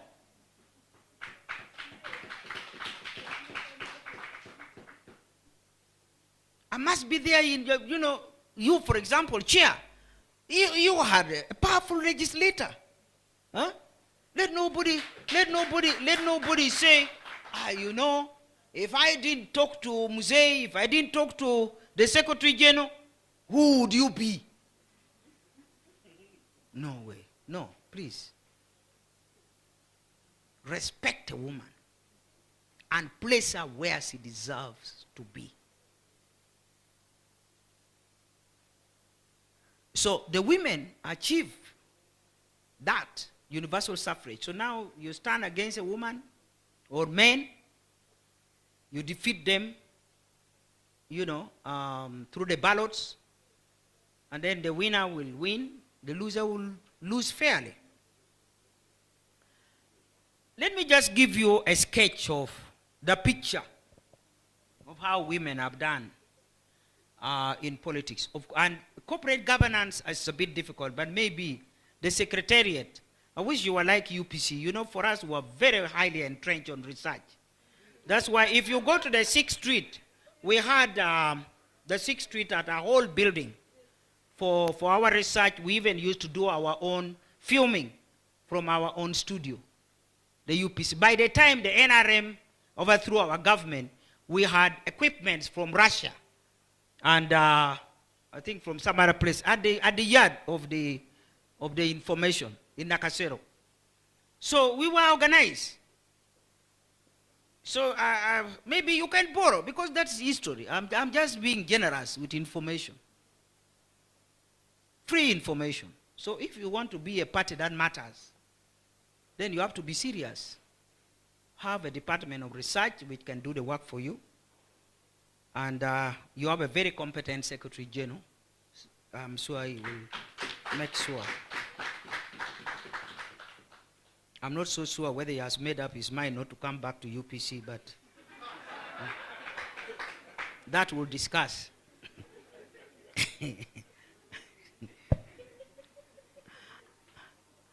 You know, because what we get right now, actually our system is very good. And some of you are very excited about Rwanda. Me, I went to Rwanda and I told them this, and they were hurt. But that's the truth. In Rwanda, what you call the affirmative action action seat is not driven by political parties. It is neutral. I hope the women are seeing that. It is neutral. So in other words, if you want to be a leader, you cannot use affirmative seat, because you are not supposed to represent a party. And yet you must be filtered through a political party if you want to be a national leader. So of course they have done well there in terms of numerical strength. I think they have 56% or 54%, I don't know. They have done very well. South Africa has done very well. Botswana has done very well. But Uganda, to me, I think is the best. And I have a reason for saying that. The reason why I'm saying that is that it has given us an opportunity to first compete with men. So we have two windows. I compete with men. If I defeat them, fair enough. The only problem is that after I'm defeated, I can't run back until the next election. You see, but at least I've tried that window. So, then the second window is just Bakassis. You know, so you can try with the men and you can try our own. And this is a good thing. But allow me, before I wind up, to tell you that the independence parliament, that's the first one. The first one had 98 members. The women were 3. That is 3%. The second parliament had 73 members, and there was only 1 woman. The third parliament had, it had not 100, not 73. It had 74 members of parliament. 73 were men and 1 was a woman. That was second parliament. Now the third parliament had 163 members. 159 were men and only 3 were women. Fourth parliament had 142 members of parliament. 141 were men, only 1 was a woman. And this one is the UPC one, the one I know best. And that one woman came from Dokolo. So clap for me. That one woman is called Teddy Odong. I think she's still alive. She's in the UK. And then, of course, the NRM now, 5th Parliament, it had 274, 223 men, 51 women. 6th Parliament, 281, 229 were men, 52 women. 7th Parliament, with 304 members, 229 were men, 75 women. 8th Parliament were 321 members, 221 were men and 100 women. We have done very well then. 9th Parliament, we did better. It was a parliament of 388, 253 were men, 135 women. That's about 34%. And then the 10th Parliament, which was the last one, we had 457 members, 297 were men, 160 women. That's a scoring 35%. Now, guess what? We have declined in the 11th Parliament. That's why I'm saying NRM Secretariat must have a research department. On this day, every head of department must have this. In my time when I was running UPC Secretariat, you had to be very well equipped. The brief to tell you where have we gone wrong and do your analysis. Why have the women done badly in this election? So this is a parliament where we have declined. We have scored only 33%, 188 women. So you can see that we have to work hard to sustain our position. And members, as I have already promised, I'll be able to send to your chair a copy of my presentation. Now, what are the issues at hand? And unfortunately, I don't have much time. I told you this is a very broad topic. You cannot handle it in 1 or 2 hours. The issues at hand, of course, there are so many. We have provision in the Constitution which empower women, which can allow Parliament to make good laws to dismantle the traditional prejudices and cultural prejudices and so on. But if we have a law and the institutions that drive our society are breaching it, how far can we go? You can make good laws, but the implementation is more important.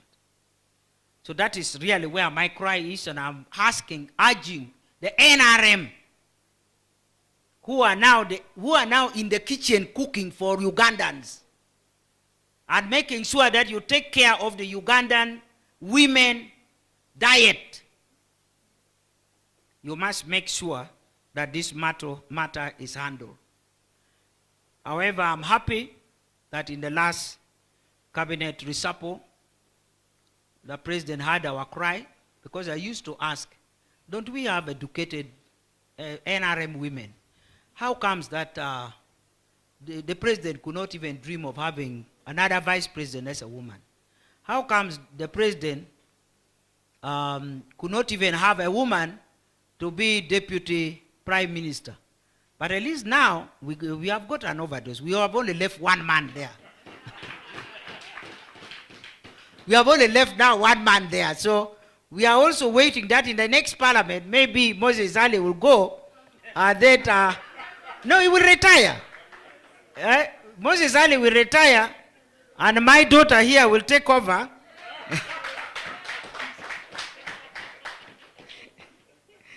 So I think this is how far we can go. So we have a lot to do, and I believe that all of us should give ourselves assignment. Ideologically, where do you stand as far as women agenda is concerned? Because I believe that even some of you are putting on yellow. You have relatives who are in the UPC, in the NUP, in the FDC where I am. You know, we can send you to go and talk to them. That in this party, how far have you accommodated women in your programs? So go and talk to them, so that we can now know that those parties have a message for women. Members, I told you that for me, if you want me to talk to you, give me a day, then we'll have a seminar. Because now I've just greeted my Bazukuru, they have heard my voice. They may think that Gwali talks like a man. You know, there are times when I talk on phone, they say, this is a man or a woman? So I keep reminding them. When I tell them, please handle me with care, now I'm quarreling with NRM, they have high steps, and yet their president is also old. And so many of your people are also old. How do you handle us old people? You know? And whenever I was flying out with Dombo, one of the pilots was greeting us and said, did you enjoy the honeymoon?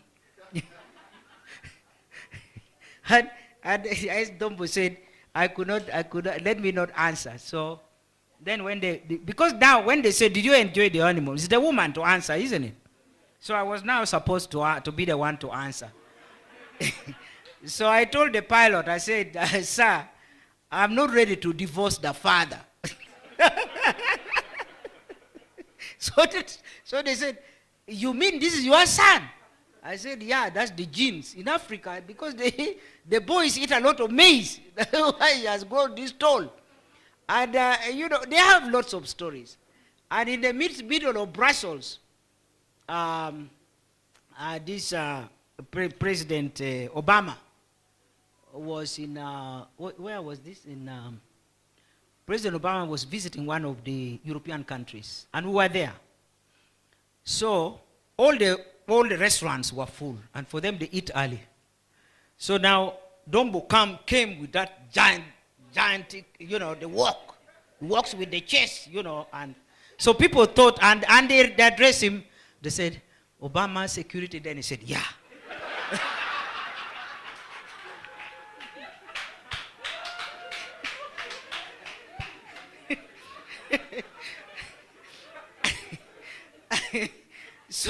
So we were quickly given a table, which I think was even already allocated to other people.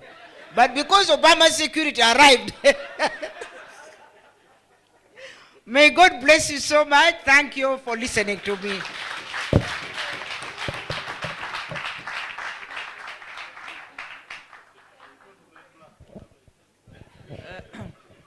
Another applause, please.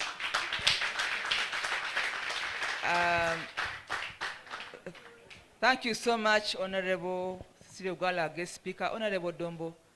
Honorable Dombo, how much time do we have for question time session?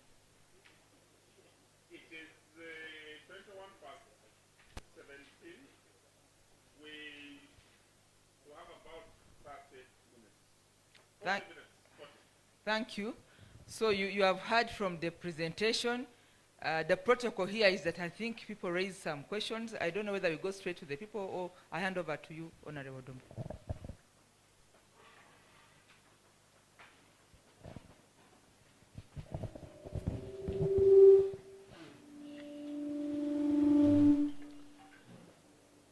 Another round of applause to Honorable Imat. Of course, the Secretary General, perhaps if he chooses, he will be correcting a few observations. Because Honorable Cecilia says when the NRM overthrew the UPC government in '86, I know the UPC government was overthrown in '85 by General Lutua. But anyway, it has been a very pleasant and well-delivered speech and presentation. And NRM has demonstrated to the Ugandans that this is patriotism we have been talking about. And Honorable Cecilia Gwal has demonstrated that she supports Pan-Africanism. And those are the ideological principles of the national resistance movement. The other things the Secretary General will be adding on, but ask yourself which other party can do what the national resistance movement has done. That we can open our gates and invite guests from other parties to come and share their wisdom and experience. That's where NRM will beat. No? So, Don, are you ready? Don is going to be, you must have selected the team which is going to ask us the questions. Can you get them the microphone? But the chairperson of the session also uses the opportunity to throw in your inner experience as you do the closing remarks, so that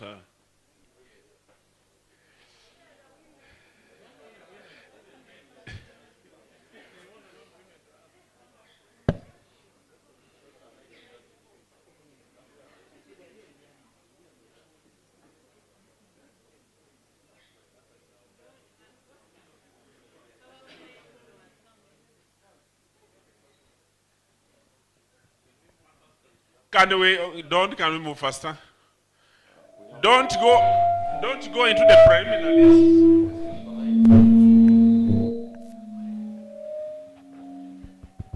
Operator. Don't go into the preliminaries, just ask a question straight so that we can have as many as possible.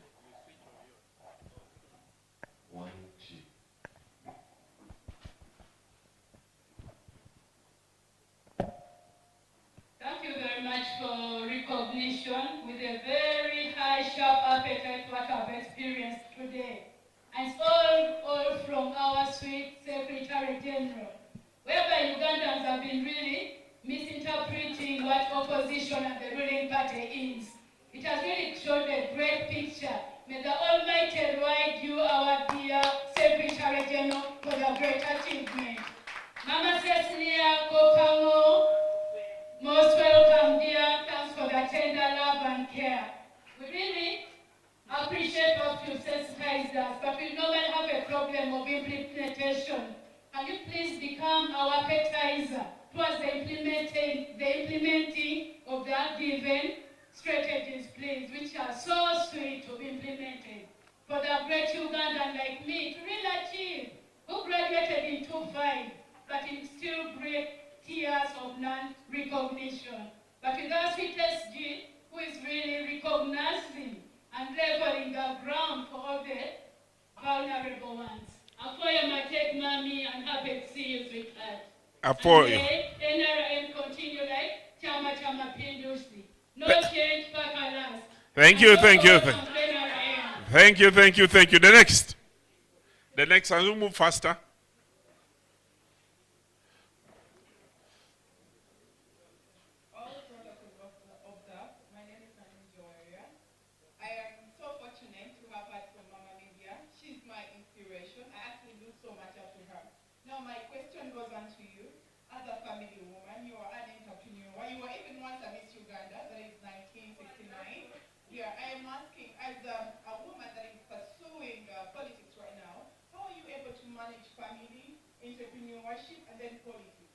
Thank you very much. Very direct and specific. How I wish. My name is Piloy Babrenyo, and I'll ask a simple question to my beloved OG. In my culture, in my tribe, that is the Luo. OG Sir Samuel Baker. OG Secretary of the Rural School. So I remember at one point when you were speaking to us in that old tent, when we were celebrating that day, you really spoke to us and said, women are the light and the day. And in our culture, a woman is kept in the house for 4 days. I have been here for the 4th time, and this is my 4th ideological clinic. And I am really blessed that I have you for this day, and you've blessed this occasion. Now my question is, being the great woman that you are, and the empowerment that the little and young women look at, what are some of the resistance that you face from the men that you lead them? And also, you talked about you not signing the 1995 Constitution. And if given the chance at this point, will you sign it again? That is the question. Will you sign the Constitution again? If you will not, then what are some of the amendments that you would like to be put in the Constitution? Thank you so much. Thank you very much. Thank you very much. Protocol observed. My name is RCC Omuzubuzu Moses. RCC stands for Resistance Commission Card. It is my first time to attend this ideological clinic, and I came for a purpose. Because when I heard that the gates were open for the first time to an opposition member, I said let me come and listen. For all the trainings that I've had, I've been taught by the NRM. And I want to appreciate that I never wanted that honorable say about to finish. It was so amazing. Thank you very much. Thank you. I am here purposely to mobilize her to join the movement. That's number one. Number two is talking of women. There is affirmative action. The current parliament, through our members of the parliament of the youth, they are organizing an amendment to have positions of affirmative action bring first to two terms. I want to mobilize her to support the amendment because when I was growing up, I was seeing her on the center stage up to date. I think it is important for her to mentor another people. I would wish to see a leadership institute named after her, or Gwa Leadership Institute. Thank you very much. Thank you very much. Thank you so much. My name is Patrick. Dr. Chairperson and Nation. I'm really so grateful to have Honorable Cecilia Ogba to having heard from her. Thank you so much. This is even exactly that I always tell people outside that NRM is so accommodating and so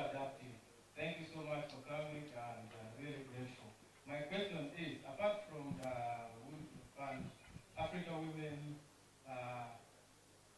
organization that NRM, thank the government of NRM that abandoned and revised this. Where else really can you really thank the NRM government who haven't really put the effort and the ability that they have done? Second question. You have been in the two governments of UPC and then the one of NRM. Kindly, please, could you please test the two governments? Where else really do you think the best you need? Another question. You have said that. Can we limit the number of questions? Select the question you want best. Lastly, you have said that those days in 1966, ladies are really being criticized. But I would like to ask, do you still have those act at the moment as we speak, or it is no longer there, ladies are free? Could it be that because of the good leadership of the government or any other thing? Thank you so much. Can we limit ourselves to one question so that we don't get beyond the question?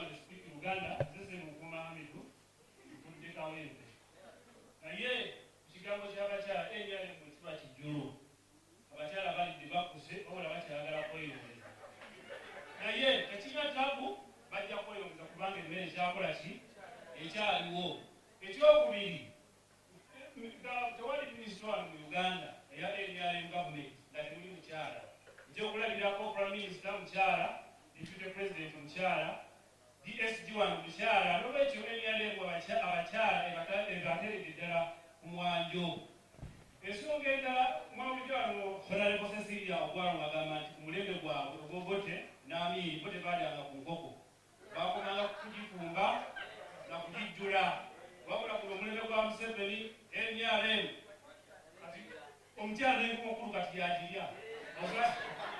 No, kwebaza nnyo Secretary General okutuleetera ebisomo gino ekijjawo okubeera nti kiyigiriza kuyanja biteyange.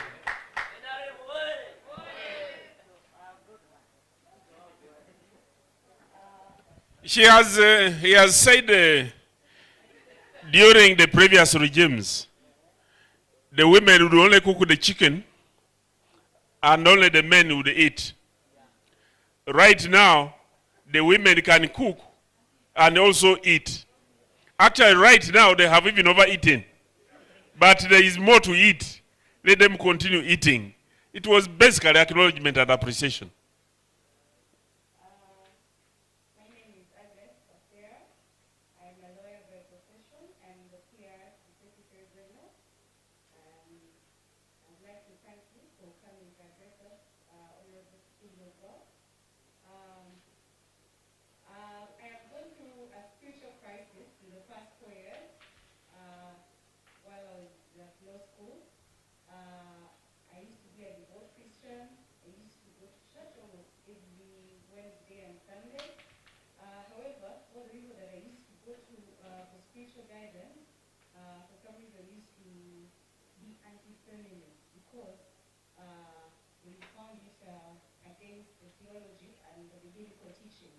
So my question to you, considering when I'm still confused and still trying so much to stay in the religion and still be a feminist, I would like to know whether there is a way you can reconcile Christianity with feminism. Or can one be a Christian and still be a feminist? Can someone be a Christian and be a feminist?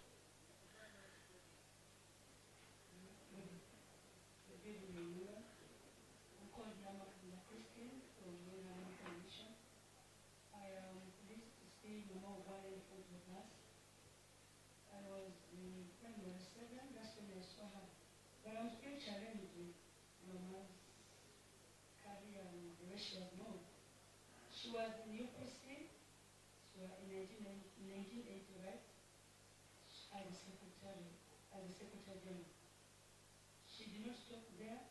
She came and campaigned for Semogere. She fell out with UPC and came to DP and campaigned for Semogere. Did you?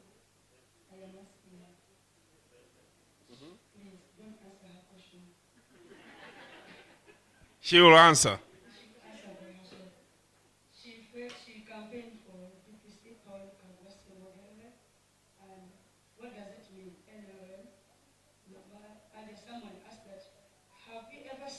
anywhere that NRM can be part of your life?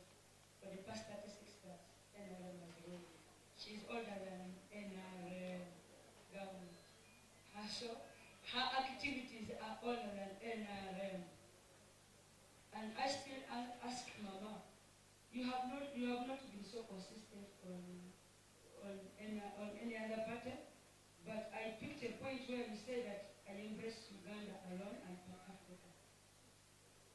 But my issue is, my still challenge is, we have said women should come out. We have seen women disrespecting men. We have seen women, though men do so, but Africa knows men's ruling over other norms. How are we going to teach and make African women become the real African and embrace the system of equal rights? Thank you. The last one.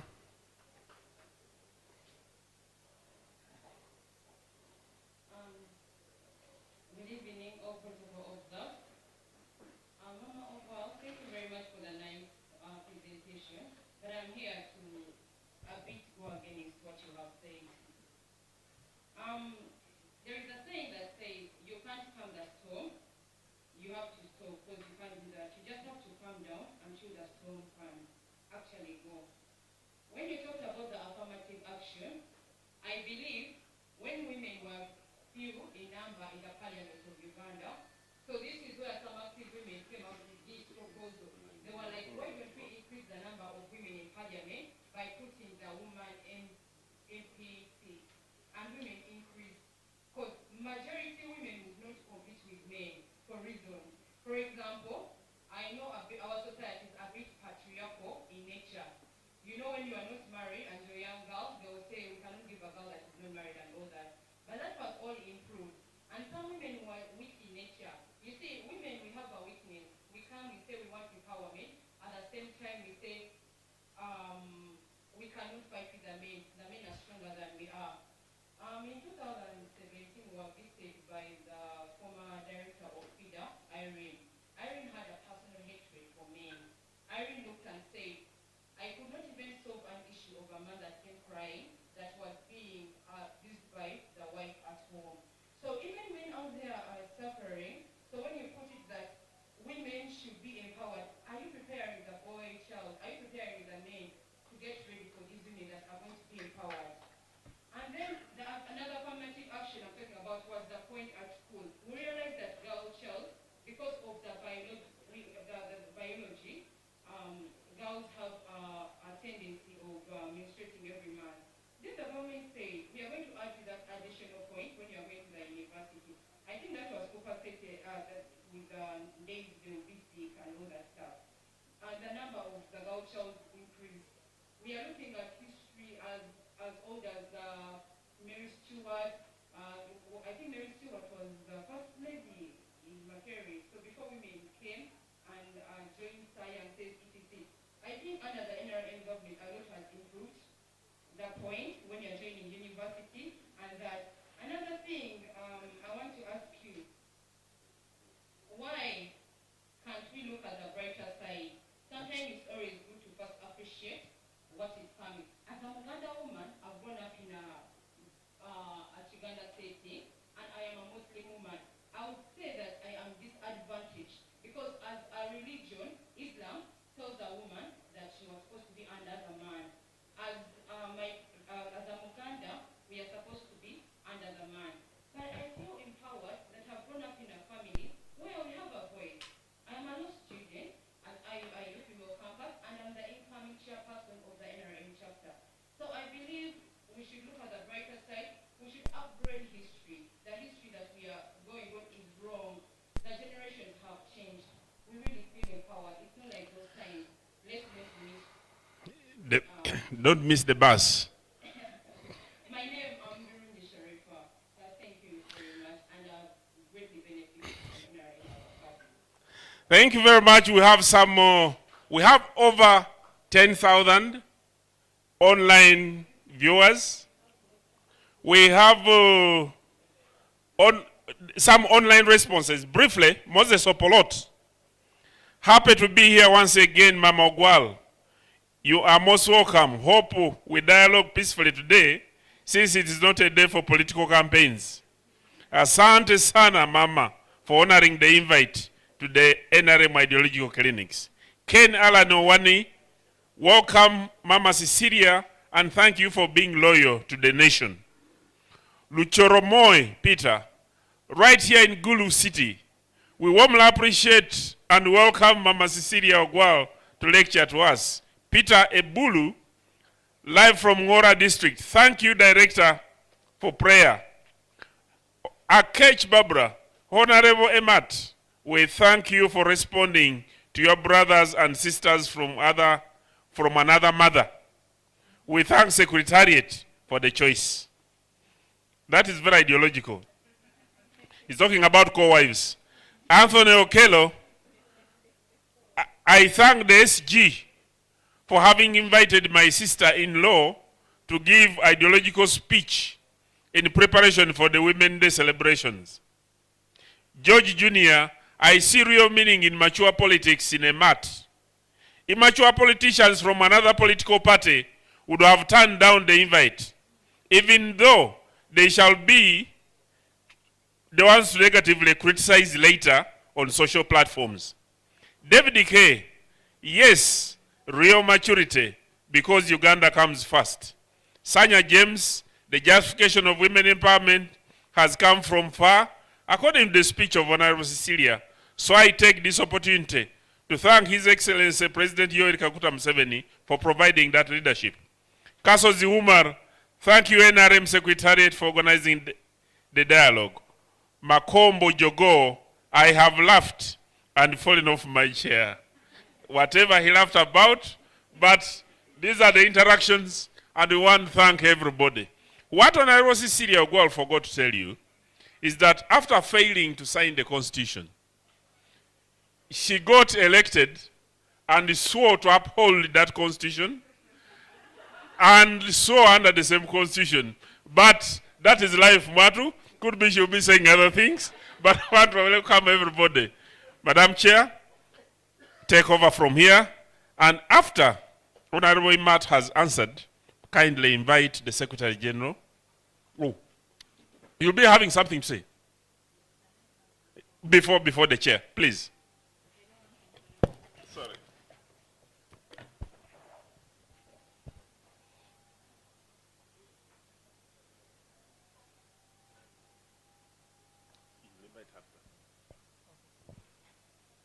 Thank you so much, Director Dombo. Right Honorable Secretary General, I want to appreciate you like everyone has done, but more importantly, I want to appreciate our guest of today, Imat Cecilia Ogwal. I think when there are many people who know the name, they may not even know the face, because the name was viral even before we embraced technology. I remember when I was young, my mom, we had a small black and white TV, and she was watching something and she said, yes, yes, the Iron Lady. And I asked her, I said, what do you mean Iron Lady? Because I was looking at iron, is a metal and a lady. And then she said, no, tough women are called Iron Ladies. So I have heard that word when I was young, that when a woman is tough, she's an Iron Lady. Thank you for standing for the women and really resisting times, resisting winds, resisting weather that would have bent you, for standing strong. We thank you so much, and I appreciate. I'm called Hajat Medina Naham, the NRM Director of Finance. I just wanted to share a testimony here that with all that you've said, I really want to, what I kept picking from you, that yes, we must appreciate history before the 1986, but we've also appreciated that the history from the 1986 stood out for the women, that the women movement was greatly embraced, that the women were celebrated. For instance, I just want to give you examples here that, oh, you talked about the Women's Day, but we've had governments where that was not there. I come from Koboko, where the late Field Marshal Alhaji Idi Amin Dada comes from. And I remember one of his videos that many of us may have come across. He was talking about the women must be respected and their place is at home. They must take charge of the home. They must be in Nakasero market. They must sell vegetables. So we've had such leadership that really wasn't welcoming to the women. But I think of all the presidents we've had in Uganda, President Museveni stood out. When we take our example here at the Secretariat, Mama, here at Plot 10, we are 8 top management members, but the men are 3. The women are 5. If I'm to take the entire top management, including EC, the Electoral Commission, we are 11, but out of the 11, the 6 are women, the 5 are men. I think we must thank and applaud the president for really standing with the woman of Africa. But I also want to thank you for their Pan-Africanism spirit, for the nationalistic character you have showed here. That most times, when I listen, when I want to watch, celebrate different women, I've listened to Miriam Matembe, I've listened to Winnie Byanyima, I've listened to NRM women, big sister here, Lydia Wanyoto. When they talk, you always have something to pick up. Even with some of them, with our differences in politics, that there's always something that stands out. So, but at the end of the day, we are Africans, we are Ugandans. That is what matters. So the political differences, for you to step here today and show the world that even when I'm strong FDC, I can come to NRM grounds and stand and say something that can be of value to the nation, Uganda. We thank you. I love when you said we fight without ceasing. I think the fight is still on. Yes, we are somewhere, but of course, we have to put a broader face. I just wanted to ask something small that a sister earlier asked about having, a brother I think raised it, that also there is currently a debate on the women representation in parliament, that the affirmative action seat, could we also limit it to term limits? We've even had people discussing presidential limits, but from the people like you, we've seen that experience contributes to value. The value we see in people is most times attributed to the experiences they have gone through, the kind of knowledge they have acquired over the years. That is why we even think that President Museveni has stood the test of times because of what he has gone through historically. So what is your say in relation to age of leadership and also experience? Lastly, I just wanted to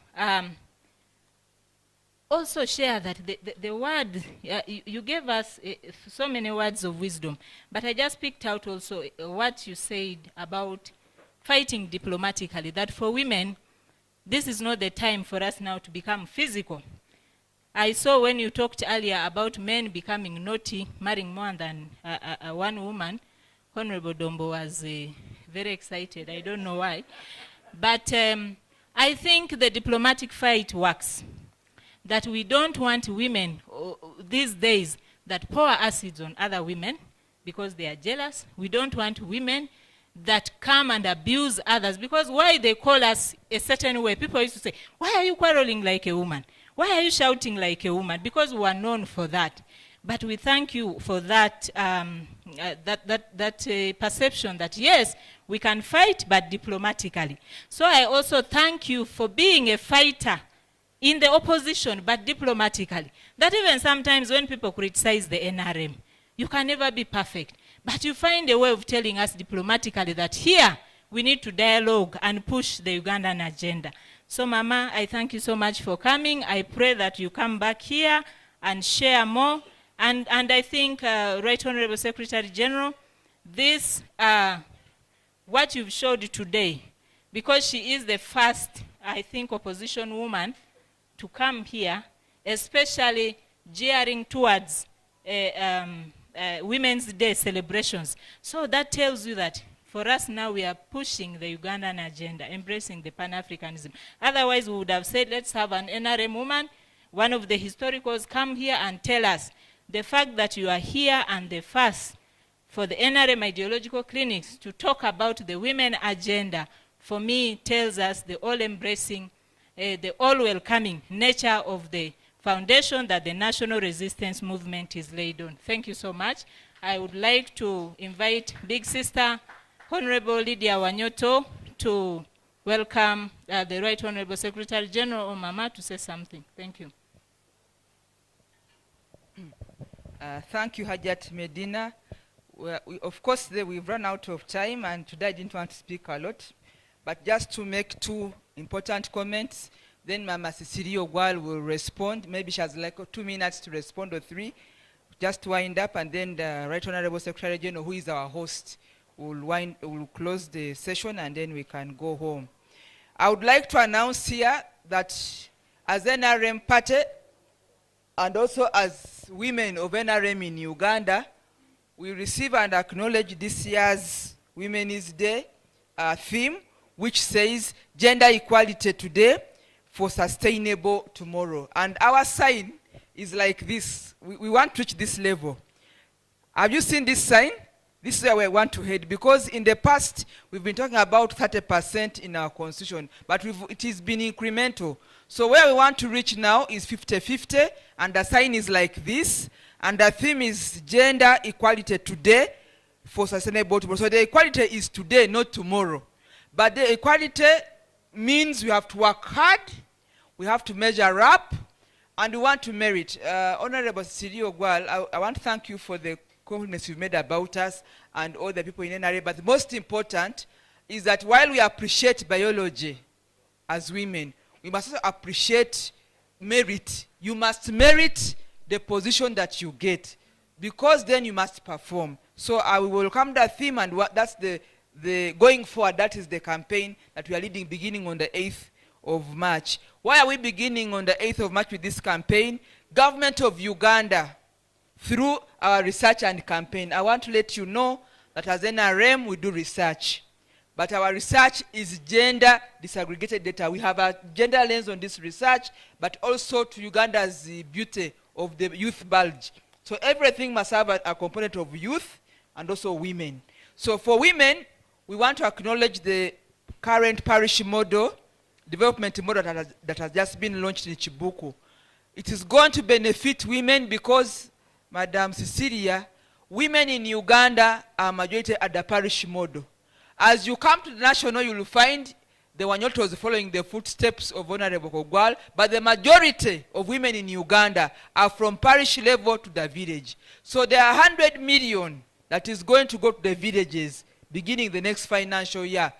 30% of it is going to the women. This morning we were in a forum where we said, if you're an elderly woman, there is the 10% to go to that one. The 30% go to women. So if we begin this campaign, it's the biggest game changer for the women of Uganda going forward, but also most important, to talk about the economic empowerment of women. What's going to open the gates of the women is to be economically empowered. You are able to go to hospital, you have your little money in the bag. You take your child to school, you have your little money in your bag. So the parish model campaign is going to be our next campaign, and I want to hand over the microphone to you to respond in 3 minutes, but to also appreciate the markets bill. In Uganda, the biggest people in the markets are women. Even the new markets or the road markets, the night industry market of markets are women. So I want to thank you so much for this bill. It's going to be hopefully enacted in too low, but we are going to use it as a very important tool and instrument to help women do their work and sell their produce in the markets. I want to thank you and welcome you to address, to respond to a few issues, or one just in a sentence. Then we shall invite the Secretary General, who is our host,